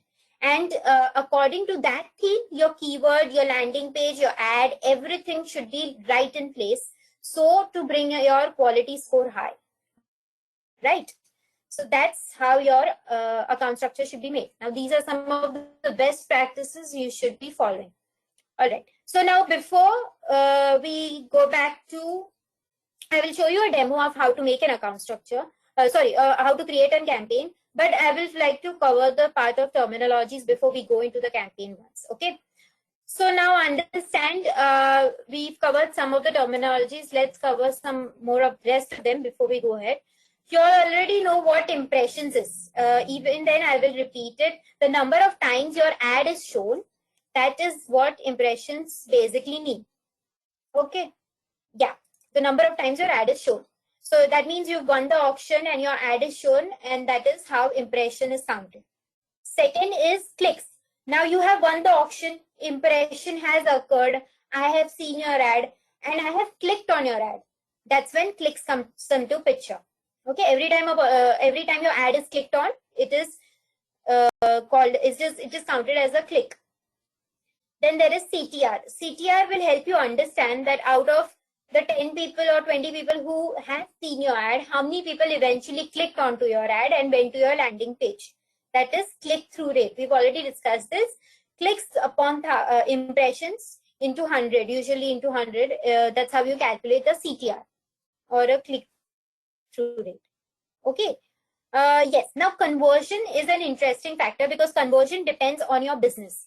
For instance, so if I'm an e-commerce company, so I have decided for me a conversion is when a person ends up buying a product from me. That is, a sale is only my conversion. But for someone who has, supposing, a real estate business, that person, obviously no one's going to buy a house on your online, on your google.com or something. What they will want to do is come to your particular property, see your what you're offering, see the house you're offering, whatever, and according to that make a decision. But for that person, that real estate business owner, the first step would be me making an initiative to show an interest into your product. So what I can do is I will show an ad to that person and tell them, you come fill my website form and tell me that I want to see your product, I want to see your house or whatever property you're selling. And that for me is the desired action, a lead. It's basically a lead that I am getting from the campaign. So for a real estate product, the conversion could be a lead. For an e-commerce, a conversion could be sale. For some blog owner, it might be just an email sign up, a subscription to the blog. You know, for say app install, someone who has an app and wants to make sure that people download the app, then downloading the app would be a conversion. So these conversions usually differ on the kind of business you're running and on the kind of conversion you want to keep. Okay. but it is basically the action you want your customer to take onto your website or onto your app. Okay, I hope that is understood. So now what is the conversion rate then? So now supposing 10 people have come onto my website after seeing my website, after seeing my ad. They have come to my website. In the 10 people, 3 people have decided to purchase my product. So what has happened is 3 people in among the 10 people, I have got 30% of almost 30% of conversion, right? Because 3 people have purchased the product. So it is almost 30% conversion has happened. So out of the number of people that come to your website, how many have actually made the conversion that you wanted them to make? For instance, out of the 100 people who came to your website, how many people purchased your product? Okay, so that is conversion rate. So, oh, sorry, this is wrong here. I will just change this.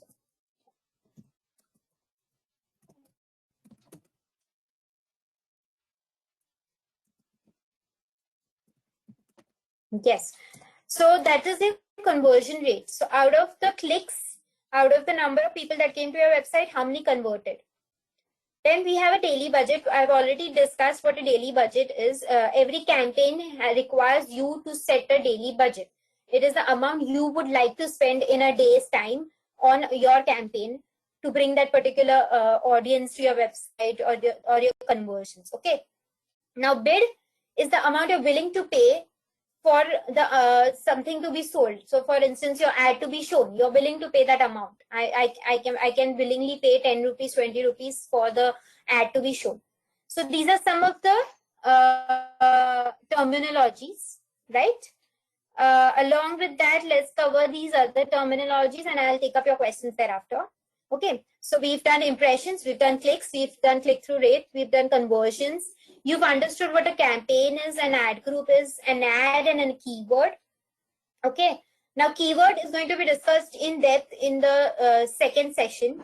So for now, you understand is keyword is just like a keyword is just like a word that you add an important phrase about your product. For instance, my product is say men's shoes. So for me, buy men's shoes is an important phrase because people might look online and type the word buy men's shoes. Okay, so that's a keyword for me and I will use it in my campaign. Okay, then we've understood what organic search results is. In the start of the session, I showed you what is organic search results and what is paid search results. Daily budget is understood. Bid has been also explained. Ad option and quality score we've spoken on. Okay, so anything about the terminologies, please go ahead and ask me.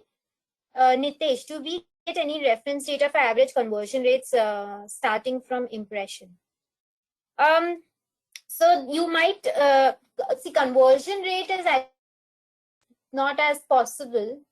You will get certain metrics like how many people tend to look for a certain keyword. Then what are the chances of click-through rate from that particular keyword? Conversion rate as a metric is hard to find.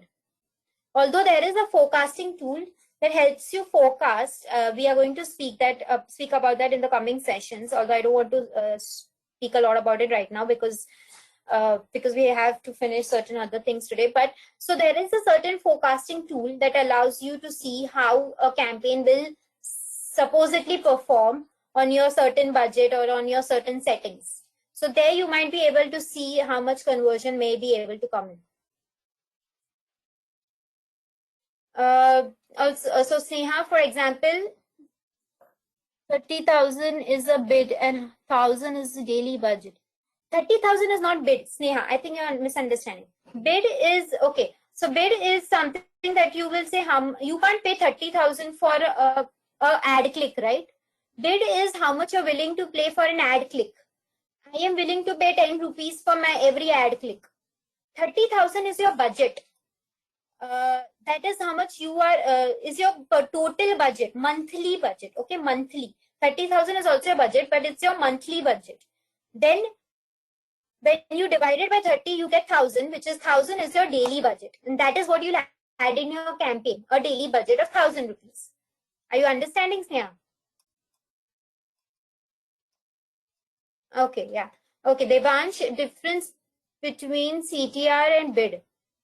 Okay, Devansh, CTR is click-through rate. It's basically understanding that out of the 10 people who have seen your ad, how many have clicked.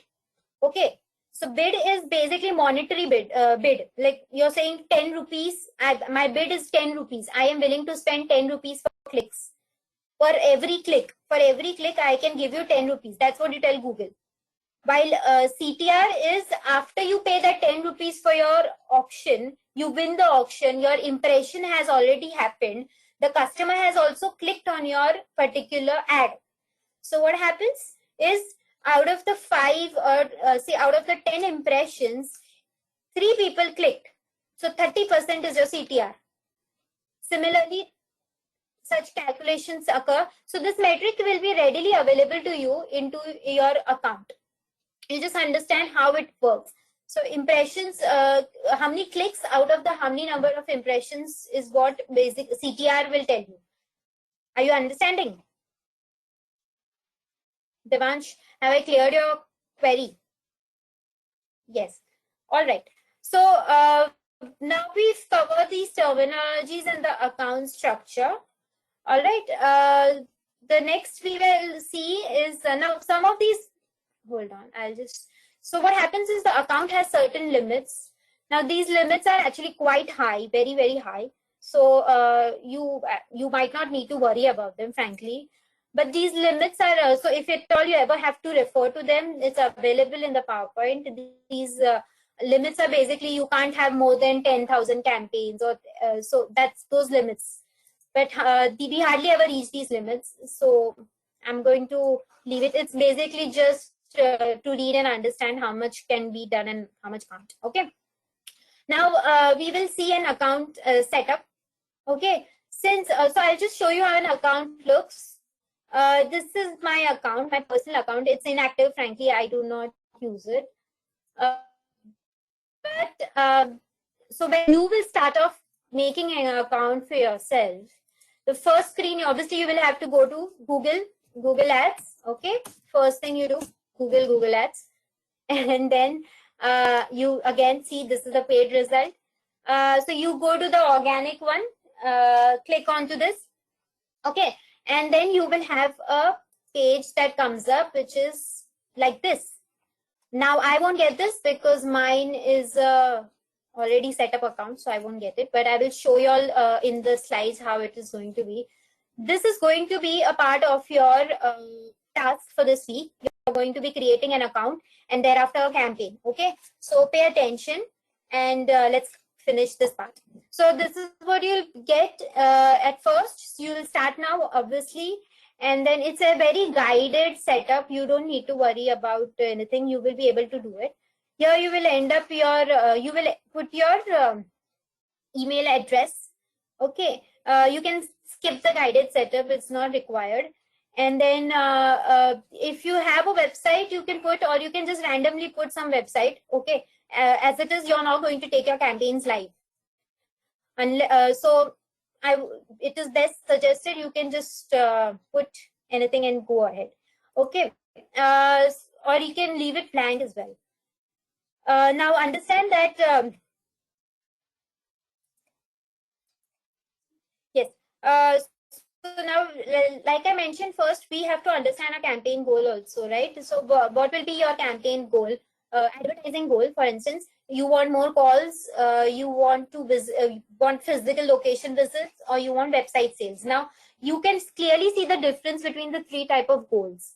Okay, getting more calls is supposedly more suited for say I have a emergency service, like I want to get my blood test done. Now, I won't go to a website, fill in a form and say, oh, I will get my website blood test done after 2 days. No, it's emergency. I need to do it today. I will probably call SRL or someone and say, I need to get my blood test done. Are you guys available? And XYZ, and then I will go ahead and get it done. Okay, so that is supposing an example of getting more calls. Now, when you say physical location, so physical location obviously is because you have a physical store. You want people to come there. and you want them to make your purchase. Physical location is such a business, it's suited for such a business, obviously. And then there is website sales or signups. Best suited for e-commerce. Your website can help easily make your sales there and there. Signups, say blogs or some other kind of signups, say real estate lead forms. So these are the three goals that one has to understand according to their business, right? So you set that up. Supposing you take any or either of these, okay. For us, we'll start with website sales or signups. All right. Then you will move on to account details. They will ask for your account details again: email ID, country, time zone, currency. You set these right. One of the settings cannot be changed later on. So set these, and then you finally sign into your Google account. All right, and then you will have this blank UI. So eventually you will come to this page. Now similarly, I have my page here.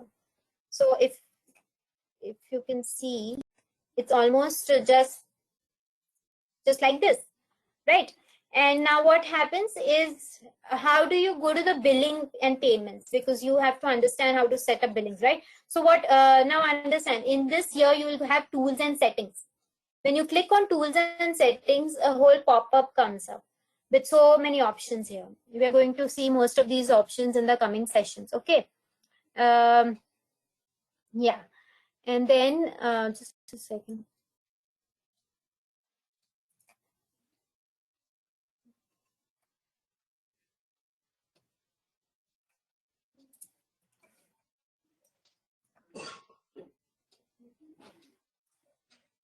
Yes, so then you will go to the billing part.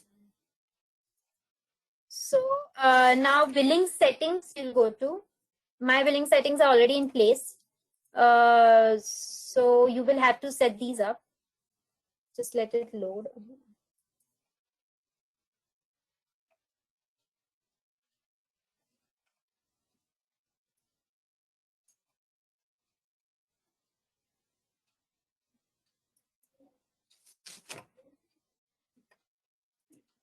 Okay.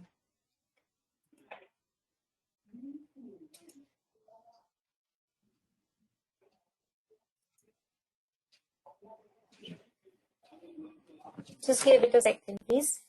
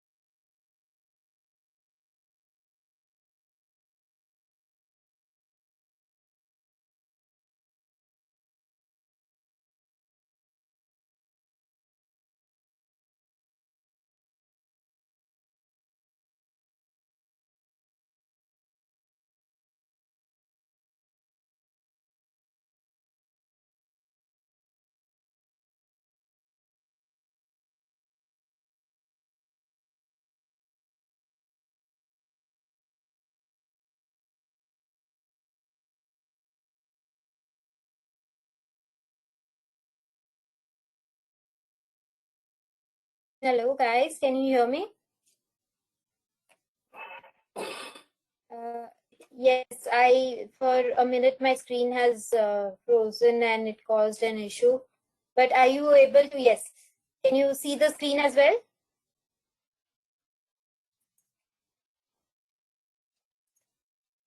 Okay. So, all right. So now you've understood where the billing section is. You have to enter your details. Now, how the details will be. So there are two ways of setting it up, frankly. One is the manual payments, which is in a way a prepaid payment. You have to set. Oh, some people are not able to view my screen. Is it? Sneha, are you able to view it?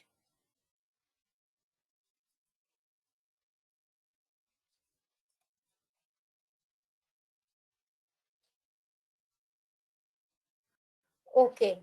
All right.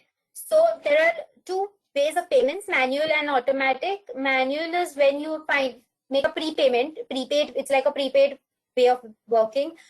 You put in a certain amount and then Google Ads will deduct the amount as per your use. While automatic is where you put in the credit card details and then it gets debited as in how it is used. Okay. So you can set it up anyhow you like. Just put your name, details, and rest of it, and you can put it either manual or automatic. So once you've set it up, ideally we won't be running an ad campaign right now because you're still in the learning phase. So let's at least make an account first, in the sense put an account and get it ready. Put your details and just get it ready. So now once you have an account ready, you will come to this screen. And once you are in the screen, now how you're going to set up an account. Now we are going to move to how setting up an account is. So whenever you're creating an account, if you're facing any issues, I will share my email ID with you all. You all can send me an email and I can with a screenshot, and I'll have a look as to what is needed. Okay. But y'all, this is going to be a part of your task. You're going to create an account for yourself.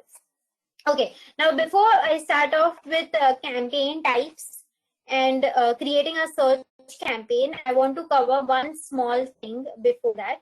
So now essentially we've understood that we can pay for different reasons, right? As I mentioned before. One of the reasons when we pay is when we pay for clicks. So what are the other types? So there are many more, but I'm going to mention the three common types that we know of. Okay. So the first one here is CPC, which is cost per click, which is where you pay for every click. All right. Then we have cost per 1,000 impressions. Now, per 1,000 impression is for every 1,000 impressions, every 1,000 times your ad is shown, how much you are paying. Now, this is more useful when you're running a display campaign. Display campaign in the sense of branding and awareness campaign, where you want to spend for as many people can see your ad and know of your product. That then is when cost per 1,000 impressions is more useful. So there is CPM. And then the third type here is cost per video, video view. Okay, that is, as the name suggests, it's more useful for views. So it is video views, sorry, more useful for videos. So here you are paying for views of your videos. Okay, so there are certain criteria that you have to match up to understand that it's a view. Okay. Nitesh, what's the difference between CPC and CTR? So essentially, I've already spoken on this, but let's cover this. So CPC is the bid strategy. Okay. When you say bid strategy, it's basically you decide that when you're going to pay to Google. So, okay. So that's how a bid strategy is. So when you say CPC, you say, okay, I have decided I'm going to pay Google only for my ad clicks. So that is cost per click. I have decided I will pay for per click of my ad. Now CTR is extremely different from that. Now what CTR means, I'll write it here because there's a confusion between this. CTR is a click-through rate. It's a mathematical basically equation where you are calculating the number of clicks you have got on a certain, it's a ratio between the clicks and the impressions. That's all. So it helps you understand that how efficient is your ad in terms of the keyword that was used. Because supposing I say men's shoes, the ad comes up, but your ad is showing something that is not as relevant to me, and I don't click on it, and then there is no CTR. Nitesh, impression is CTR. That's not right. Impression is, oh, I don't understand what's the confusion. Okay, wait. Let me help you with this. Understand that the CTR is after the impression. If a click happens, then a CTR is calculated. Out of the number of impressions that have happened, how many people have clicked onto your ad? Okay, so how does the whole process go? So first there is an ad auction. Okay, then you win the auction. Right. After you win the auction, what happens? Your ad shows up, which is nothing but an impression. Okay. So your ad is shown up to the customer. That is an impression. Now the customer decides to click your ad, or he decides not to click your ad. So that is his choice. So that's how it goes about. Now, supposing the customer has clicked onto your ad. Okay, so now out of the 100 impressions, if you've had 100 impressions, okay, let's see. Let's put this here. Impressions number is 100. All right, and only around, avoid my spelling mistakes. I tend to do that a lot when I'm typing.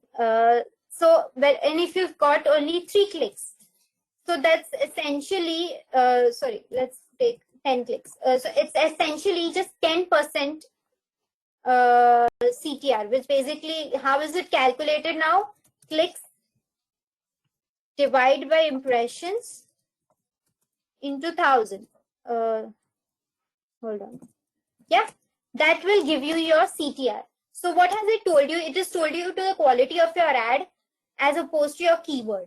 That tumhara ad aa to gaya, it has already shown, but the person has not clicked. So fayda kya hua? You have only showed an ad.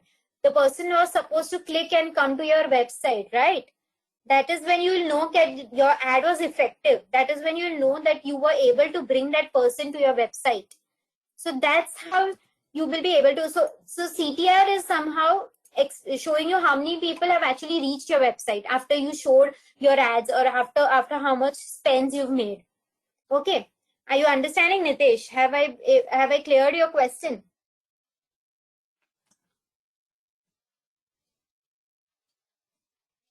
Okay, all right.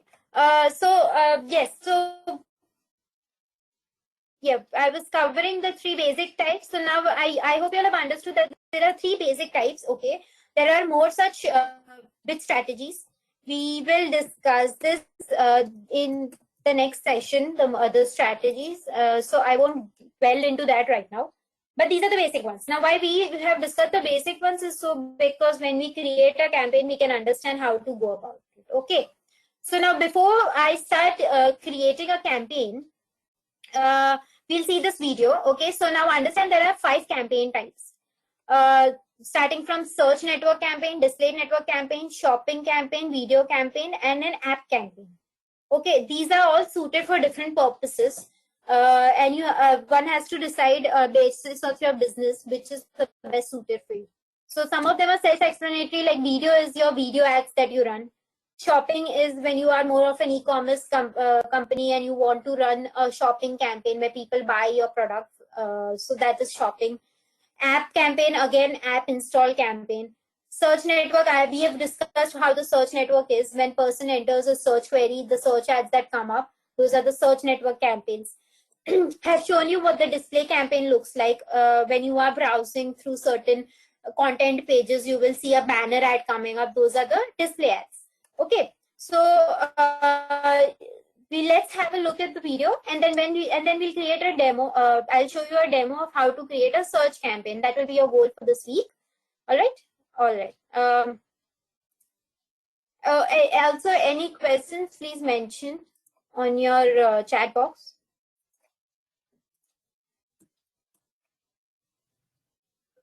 Okay. I'll check 1 second. Suppose I plan an ad and my competitors are also planning it, and my overall score is not that much. So will there be a chance that my ad will not be shown? If yes, then is there any tool available to identify the reasons or any support available from Google side? Yes, Ratnesh. So basically, you will have an opportunity if you've lost a certain auction, and if your overall quality score isn't so good, there are tools to even bring it up. There are strategies you have to implement those things. Something called an ad extension is present. You have to use these tools and strategies to bring your ad up, in the sense to win the auction.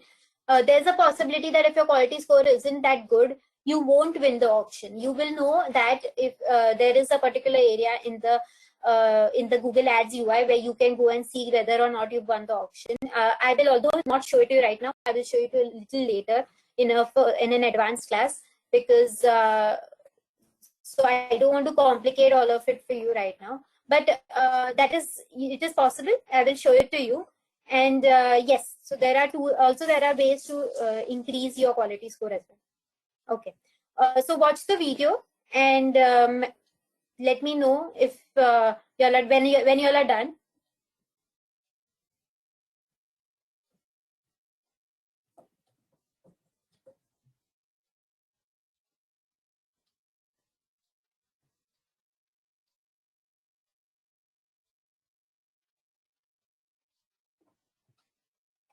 Devansh, can you please turn off the video, the webcam? I mean.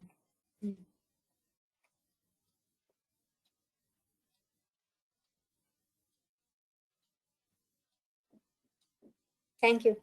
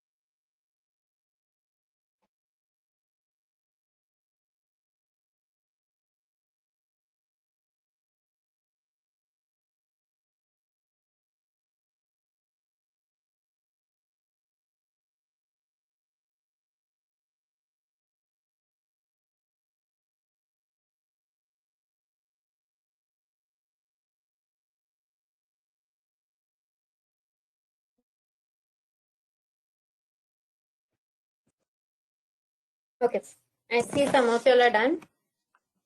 All right. So you've seen the types, and now today, for today, we are going to be working on the search campaign. All right. So you already know what search text ads are, right? We the very first thing we saw was a search text ad. In case you all haven't, or you all are unable to recall, we'll still see it. So this here is the search text ad. Okay, search because it's appearing on the search network. It's a text ad, it's only text, there's no images, there's no banner. It is only text, right? That's why it's called a text ad. Right, now let's see how to create one as well. So let's see the UI first.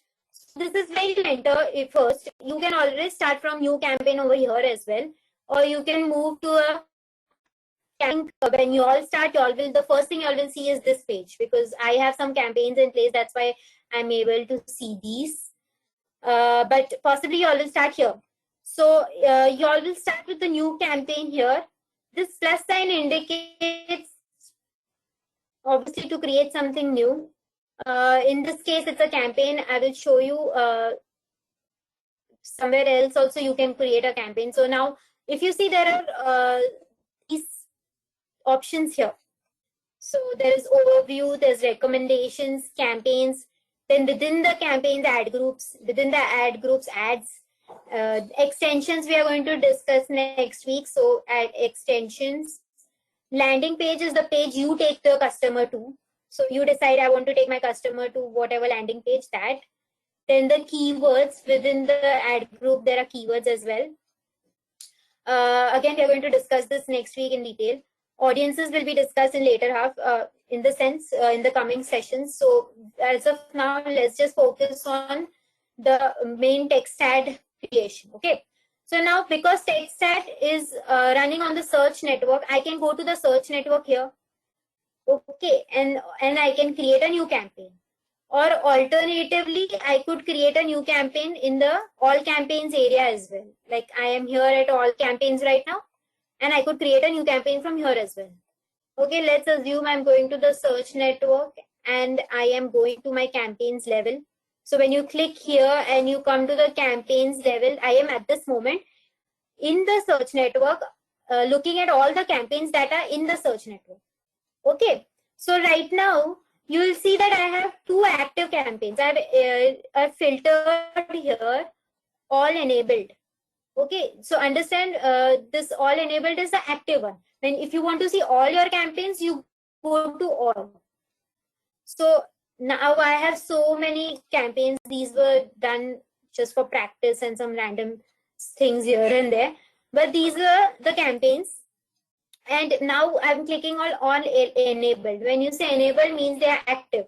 Means ideally they could spend. The reason why they are not spending is because I had created my account long back ago, almost 5 years ago. When it didn't need any kind of billing information, and I could easily put an account over there without the billing information. So that is when I taken it live. So there is no billing information in my account, which is primarily why none of the ads are running. So, but my ads are active at this moment. Now, how will I create a new account? A new campaign here. I will go to the plus sign. Like I said, plus sign will help you create a new campaign or a new ad group or whatever. You are then creating a new campaign here. You are clicking on new campaign.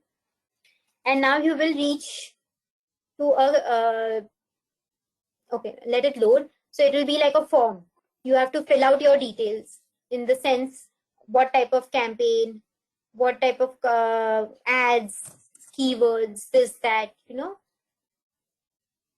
let's let it load. Let's just,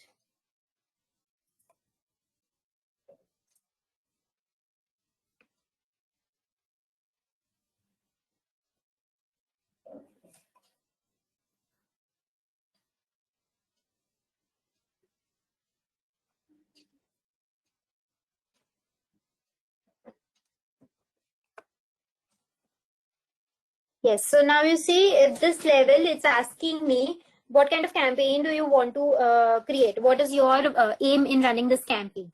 So there is sales, there's leads, website traffic, then product and brand consideration, brand awareness, app campaign. Now we are creating a search campaign today, and my goal is to bring leads. Okay, so what I'll do is I'll click on this, and you will also go ahead and click on that and continue. Set me campaign type. Hello, Nitesh, can you hear me? Yes, I realize you'll have some audio issues. Are you able to hear me?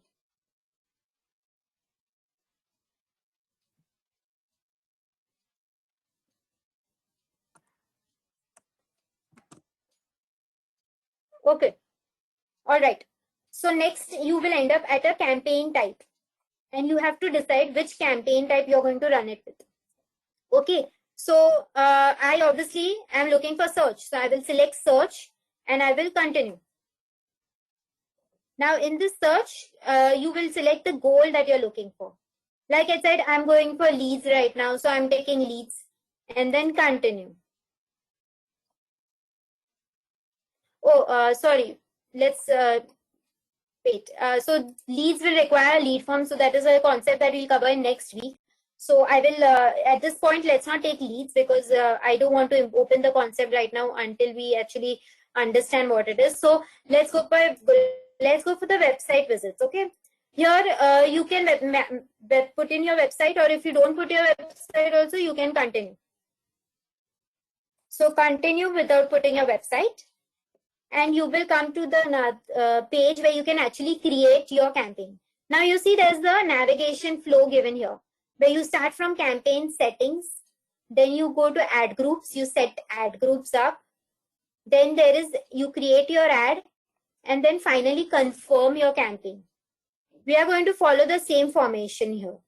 So first is you will end up selecting campaign name. Okay, so I'm leaving it at this right now. Then you select search network or display network. Remember, I told you it gives you an option which network you want to specifically target. And since I am looking for search network, I will untick display. Okay. Then I will move to the location targeting. Now here I can target a particular country. Say India is targeted already. Now I want to target another country. So I will move to so all countries, supposingly, then all countries, or we will move to another location. So if I was targeting, say within India, only Mumbai, supposingly, I would type in Mumbai, and then there is an option to target. So along with the target option, you will see an exclude option also. Now those who don't want to target it but want to remove it will exclude it. But those who want to target only Mumbai will select Mumbai. Target. Okay. So now that is what we've done. We've selected Mumbai as a target, and see, it tells you how many people you can reach. Okay, at this point, you can reach so many people in Mumbai. All right. So you've selected these. Then it gives you an option to even put in pin code. So if supposing I put a pin code here, so you see pin code is appearing here. You can target it or exclude it. So this is how advanced Google is, because it can allow you pin code targeting as well. So now targeting is done. Then there is languages. Now you know that, so this language here is basically the language that's set for your Google search engine. So some people use a search engine which might be in a different language, Hindi, Marathi, whatever, their local language, the language they prefer. So this will target that language. So they give you an option here.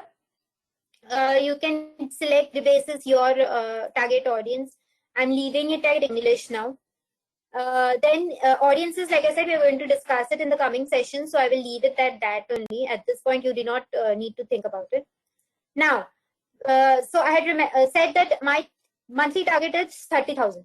I divided by 30, and I know that is why my daily target is coming to 1,000 rupees. So daily budget that I can afford to spend on my campaign here is become 1,000. You can have a different number. You can spend 2,000 for a daily budget, or how much ever you think is appropriate for the business. Okay, so you set a budget as per how much you want to spend in a day's time. Now, bidding strategy is what do you want to spend on. So now remember, I told you we are going to focus on 3 bidding strategies at this moment and decide as per that only. So now for now, I'm going to click on, wait, yeah. So now I'm going to click on CPC. That is the bidding strategy I am looking for right now. All right. So I click on CPC. And then I will, so now cyclic extensions, ad extensions basically, this is one of the strategies that is used to improve the quality score. Okay, now since we've not covered ad extensions, I won't speak about it right now, but ad extensions are another part of AdWords that's very important to improve your quality score. Okay, so for now, ignore this. Just move on to save and continue. All right, so I have saved and continued. Now remember, after creating a campaign, you have to pause the campaign or you will end up spending. While there is no need for you to spend right now all you need to do is go onto the UI and try and practice of how to create a campaign. So do not keep it live. I will show you how to pause your campaign. Now see, you are at an ad group level now. You have finished with your campaign settings. So at group level, you will set up the ad group name.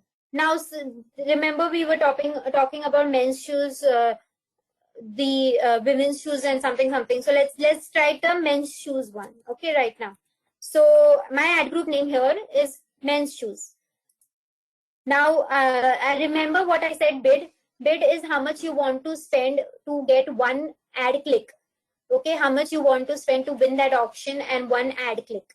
So I supposingly say my bid is 10 rupees. All right. Now I have to here write my keywords. It says enter your keywords or your phrases. So we will understand different types of keywords in the coming session. But right now, my keywords are buy men's shoes. Yeah. Then say buy loafers, supposingly. So buy formal men's shoes. Okay, these are some of the keywords I have mentioned. Now I know that my customers are looking for these keywords. They will type these keywords. So now this is done. And then after you've add these things, you can continue. Now you are at the point where you have to save and create your ads. Okay. Now, when you create your ads, so we are going to discuss responsive search and at a little later end, next week actually. So right now we will only look at this basic text ad part. So what now how you will no basically you will be creating the text ad. The text ad we saw. I will show you once again. I'll show you with the same example. I don't want to. Yeah, this text ad, you're going to create a text ad right now. So now, first you'll put in a final URL. So if you do not have a URL, a website, don't bother. Just put in a random abc.com or something. Okay. Hold on. Okay.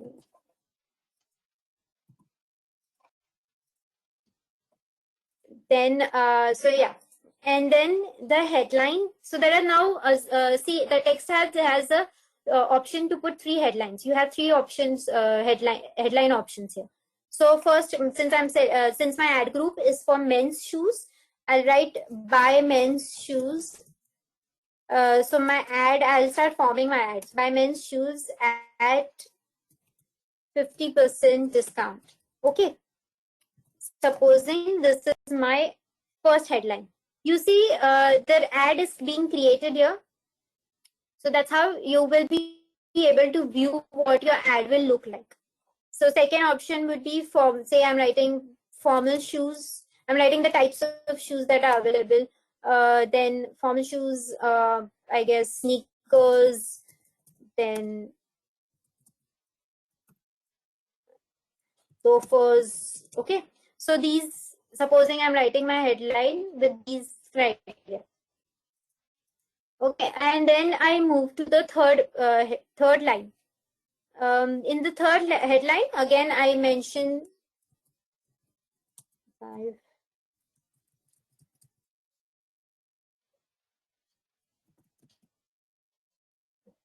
Say I mention one of the USPs, all size variations. I have all size variations in my particular collection. So I have mentioned the USPs. Try to mention all those the USPs. Okay, and then you will have an ad created. And Rohit, I see you have some questions. I'll cover it once I've covered this. Okay, once I've created a campaign and spoken about it. Yes. So now display path, understand what a display path is. Now, so this is your final URL. A person will end up coming to this URL in my ad case. Okay. But what is a display path? Now, you see that it says scriptbox/best/mutual funds. That is a display path here. Scriptbox.com is the website, and the best and mutual funds are the paths that people have mentioned. So the Scriptbox as an advertiser has written best here and has written mutual funds here. This is the display path that he has chosen. So if you see my URL, abc.com/best/mutual funds. That's how your display paths will form. So now, since I have made an ad for men's shoes, I will write something specifically about men's shoes only, right? So again, supposing I have written men's shoes here. Okay. So if you see here the URL, scriptbox/campaigns/best mutual funds. But here what you're viewing is best mutual funds. There's no /campaign/mutual funds. So that's because they have created it in the Google's UI. They have added those display paths here. So now I have written men's shoes as my display path. Now there are two description options. Now what is the description is, this is the headline. This one here and this one here is a headline. What you see below it is the description. So you will mention description here. So like say COD available. Okay. All colors, all variety, whatever description you want to mention about your product. All colors available.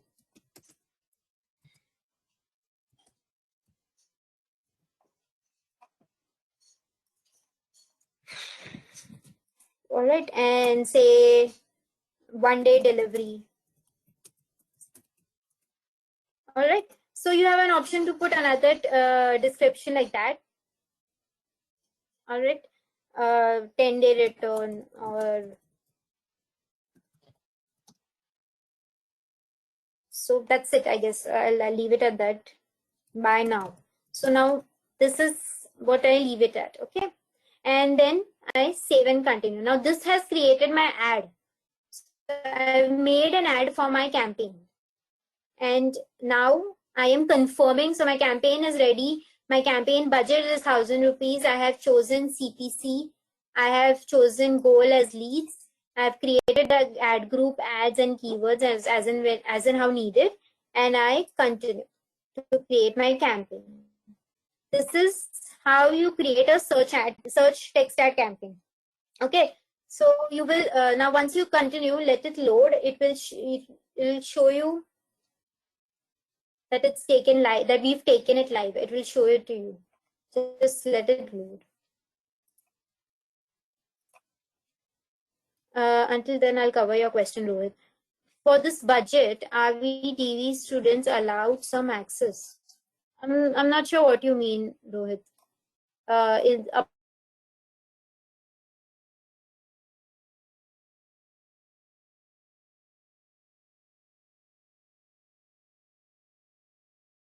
on you have a certain landing page for men's shoes. In that, so you will put that only landing page. If you had an ad specifically for formal shoes and you have a landing page specifically for formal shoes, you will use that URL in your landing page. Okay. So that will create a relevance between the ad and the landing page, and that is necessary for you to have a good quality score. Are you understanding? Am I clear, Rohit?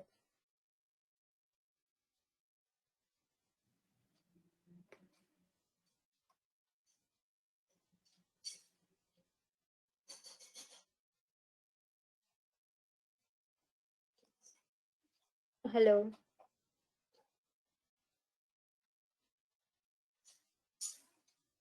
Yes, Radhika, these are under SEM campaigns. These are a part of Google Ads.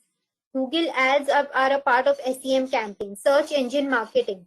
So marketing, advertising on your search engines. We've covered that at the very start. So this is the search engine Google. You've searched for some keyword. In that keyword, you find a lot of results. The first result is an ad which you can create. It's a Google ad which you can create, which is a part of search engine marketing. I hope I have clarified your question, Radhika. Rohit, but can we run these campaigns to measure without spending? So without spending, you will see 0 clicks, 0 impressions, just like how I see at this moment in my campaigns. So ideally, I wouldn't say you should spend right now, because it's best to have all the knowledge about about the product before you go on spending on it. So which is why I would suggest you all to pause the campaign and not run anything right now. At this moment, what we expect is that you all open an account and you make a campaign just for practice. Okay, Rohit? Corby, please continue with flow. Yes, Corby, I'm sorry, but if there is any confusion, if you are facing any confusion in terms of what I'm doing, do let me know, okay? Ratnesh, out of daily budget of 1K, how much was your bid for per click? So I had decided to spend 10 rupees per click. That's what I set up when I created an ad group. So that's why, see, you will see your default max CPC says 10 rupees, because that's what I decided to do. This is my men's shoe ad group, right? I'm at ad group level right now. So it says 10 rupees. And let me show you from the campaign. Okay. I am at campaign levels. I am in search ads at campaign level. I see all my campaigns that are active right now. Now I will go to the campaign I just created. I just created leads search campaign. Okay, lead, the one I'm hovering on. So I will click on it. Now when I click on it, I am coming to the ad group level. You see ad group status, ad groups. So here at this point, men's shoes is the ad group which I added. And I decided to bid of 10 rupees. That's the bid I gave, right? Are you seeing default CPC, max CPC? That was the bid. So also understand, when I click on the ad group, I will reach the keyword level. Okay. Once I reach the, so now you'll see all the 3 keywords I had placed. Right? That's how the flow is. And if you want to see the ads, then you have this this little bar here that allows you to go to that level. Now I am at search keyword. Now I'm going to add. When I click on ads, I reach the ad that I have created. This is the ad that I created. I'm at the ad level. Okay. Right. Now, yes, Toshak, I have not shown you how to pause the ad. I'll just show you. So now I am at ad level. Okay. I am going back to my campaign level. Okay, now how to go to campaigns. Okay, I will show you an easy way of how to go to campaign. You'll see in all campaigns written here. This all campaigns, you'll click on this. So what happens is it will load all the campaigns that are active. Since I have 3, you all will only have 1, because you all will have created 1 only. So I will then pause the campaign. Now how to pause the campaign? When you've reached here, you will this down arrow will, where you see a green dot, this green dot basically means it is enabled. When you click on the down arrow, you can pause it. Okay, it's that simple. So what or what you can do is you select it from here, edit it from here, and then pause it. Okay, don't remove it. When you remove it, you cannot again take it active. Okay, removing basically means it's completely removed. It will only show you numbers, but it is removed. So pause it. And then that's how you pause the campaign. Devansh, how to decide an ideal CPC. So for now, Devansh, you should put in just a random figure. Okay. Later on, in the coming weeks, we are going to see how to use the Google tools to decide on a CPC. Okay. There is a tool that helps you decide on an average CPC. I hope that's fine. I hope you've understood. Is there any, Ratnesh, is there any industry standard for CPC? So there are industry standards and benchmarks, but it's not easily available for you to review. Although, like I said, there's a tool that can help you understand what is an average CPC that you can use. So we will learn how to use that tool and decide on the CPC that way. Okay. So you have seen how to create a search ad. If there's any question in terms of how to create a search ad right now or even later, you all can connect with me later as well via my email ID. Okay, if there are any questions now, please do write in. Nitesh, what's the CPC cost for life insurance industry?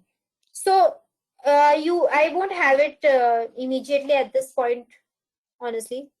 I work for mutual fund, and so I can tell you that somewhere mutual fund falls around say 20 to 30 rupees. So CPC also depends. Now I don't want to confuse you all, but let me still try and make you all understand. CPC also depends on number of competitors present. The CPC also depends on number of people looking for the product. So there are so many factors that are involved, no, and all of these factors are programming. So Google's programming in the backend does all the calculations and finally decides what is an good CPC at which you can work at. That's how it is. All right. Toshak, as a blogger, should I have different campaigns? Yes, Toshak. And in fact, so I would suggest at this point you shouldn't try to spend your money on any campaign. Wait until you see all the types of campaigns that are present. Wait until you've understood how to use these types of campaigns, and then understand which is the best for your product, right? Okay. Rohit, is there any WhatsApp group for this to discuss? Honestly, there isn't. But you all can always connect with me on the email ID. If you all want to internally connect, you all can create a WhatsApp group. Okay. Yes. So just give me a second.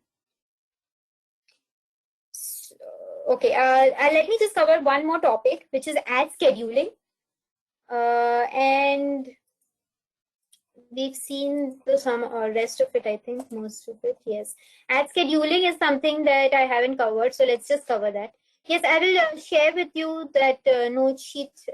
Don't worry about it. I'll share the rest of the details as well. Let's just cover this one topic before we can leave for the day, okay? All right.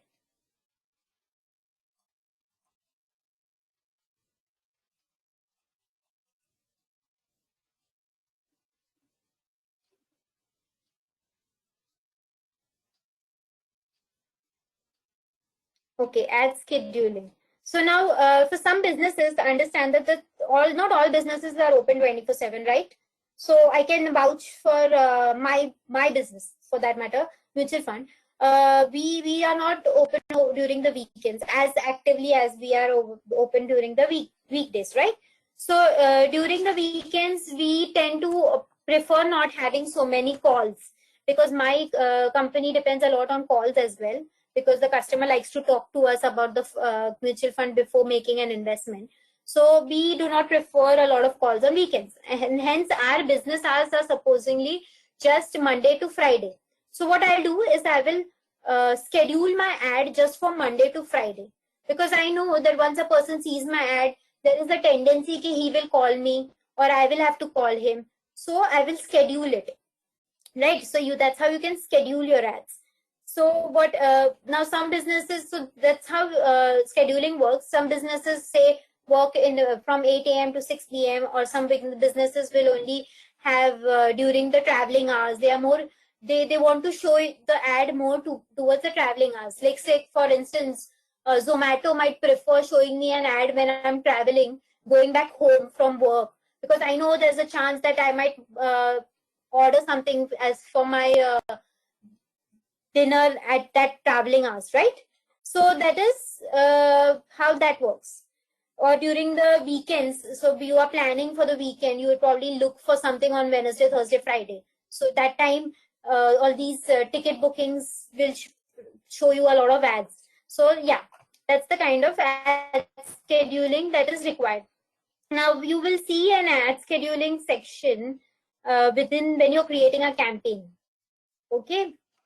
So at this moment, since we've already created, let me just take you within the campaigns. Now, now let's just see how I can schedule a campaign. Okay. Now, just give me a second, please.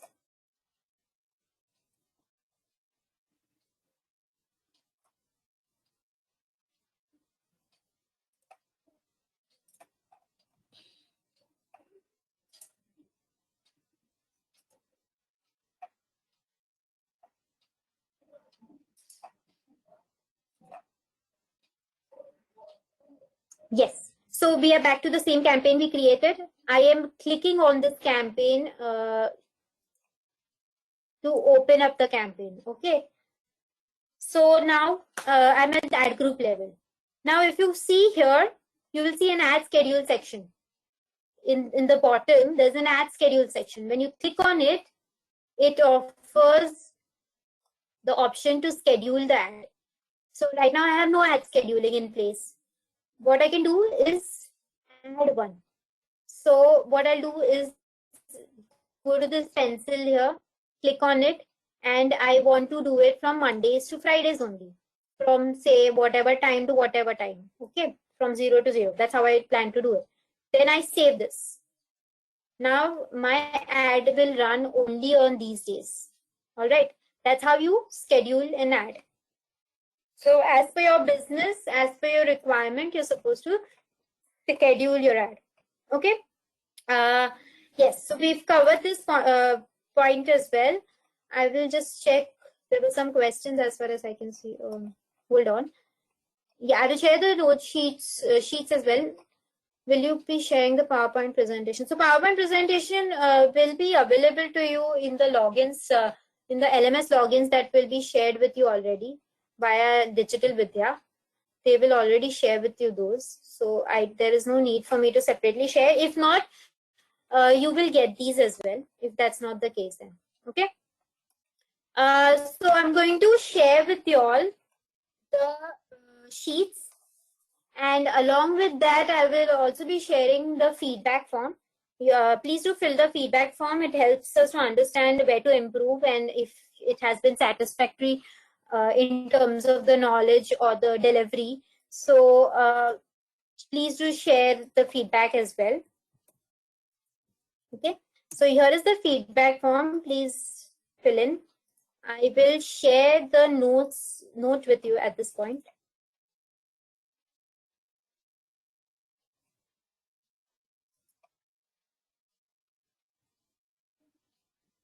Okay, there's a question. Wait, Ratnesh, as I see on screen, there are cost day and time wise. Who decides?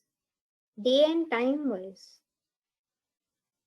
So you mean this and you mean this, right?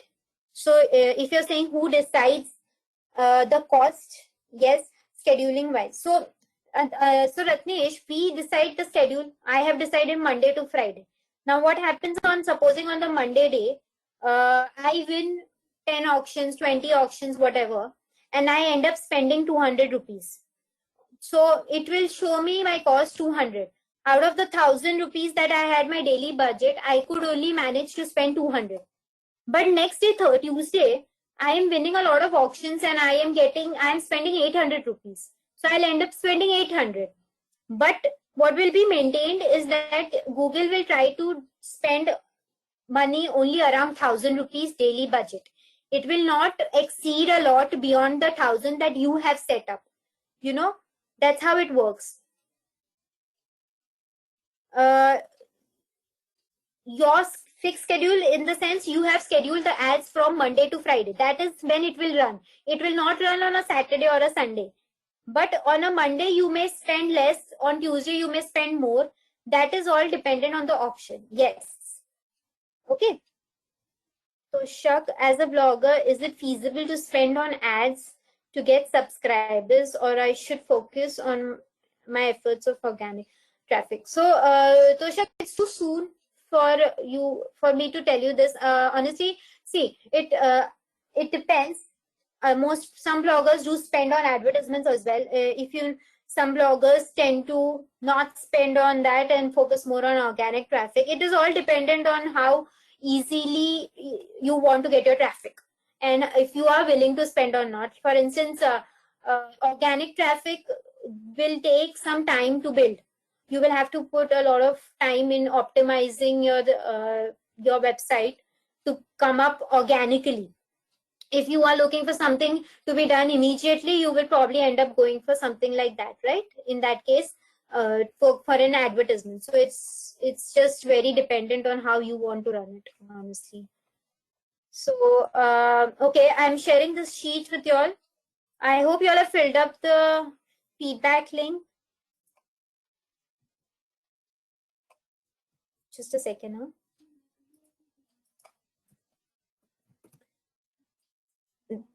Thank you, Rahul. This is the sheet. Yes, thanks. Thanks, Sashi. And I'm going to also share with you all the sheet for reference.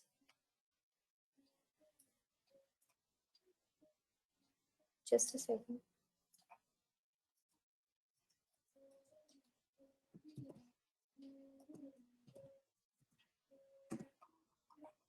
Okay. Radhika, what are the steps to go for auction? It's running it's running after the campaign. I'm sorry, Radhika, what do you mean? What are the steps to go for auction? It's after running the campaign. So Radhika, you don't have to do any steps. Like for instance, you just saw how I set up a search ad, right? So now this search ad first will go for a check by the Google team. Google team will check my ad and decide, oh, this is a good, this ad is as per my policy. So it will approve or it will disapprove. Okay, once it's approved or disapproved, when someone looks for certain keyword and your ad matches with the keyword, and then the auction will happen at the back end. You don't have to do anything in terms of the auction participation. You only have to give a bid. You have to set up your campaign. Back end, there is an auction that is happening which will decide whether or not you win the auction or not. Okay. Are you understanding, Radhika? And after the auction, depending on the performance, what has to be done is like you said, there are other opportunities that we can look for, like ad extensions and this and that we will be learning in the coming sessions anyway. So that. All right.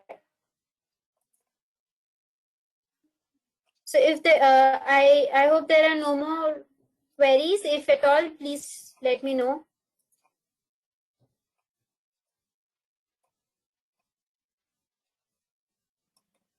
So again, I'm sharing the feedback link once again, just for your just for your reference. Yes.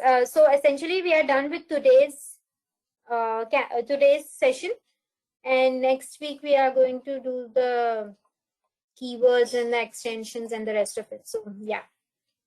All right. Okay. Oh yes, I'll provide you my email ID. Just give me a second.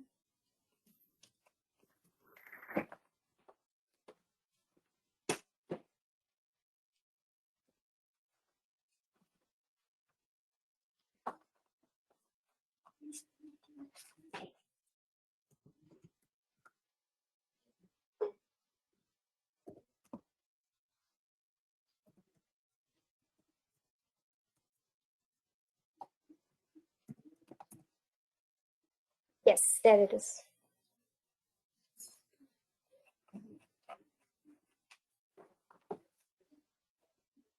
Okay, thank you. Bye, everyone. See you next week. Stay safe.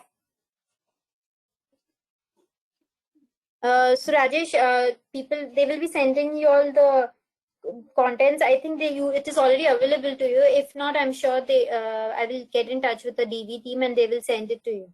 All right.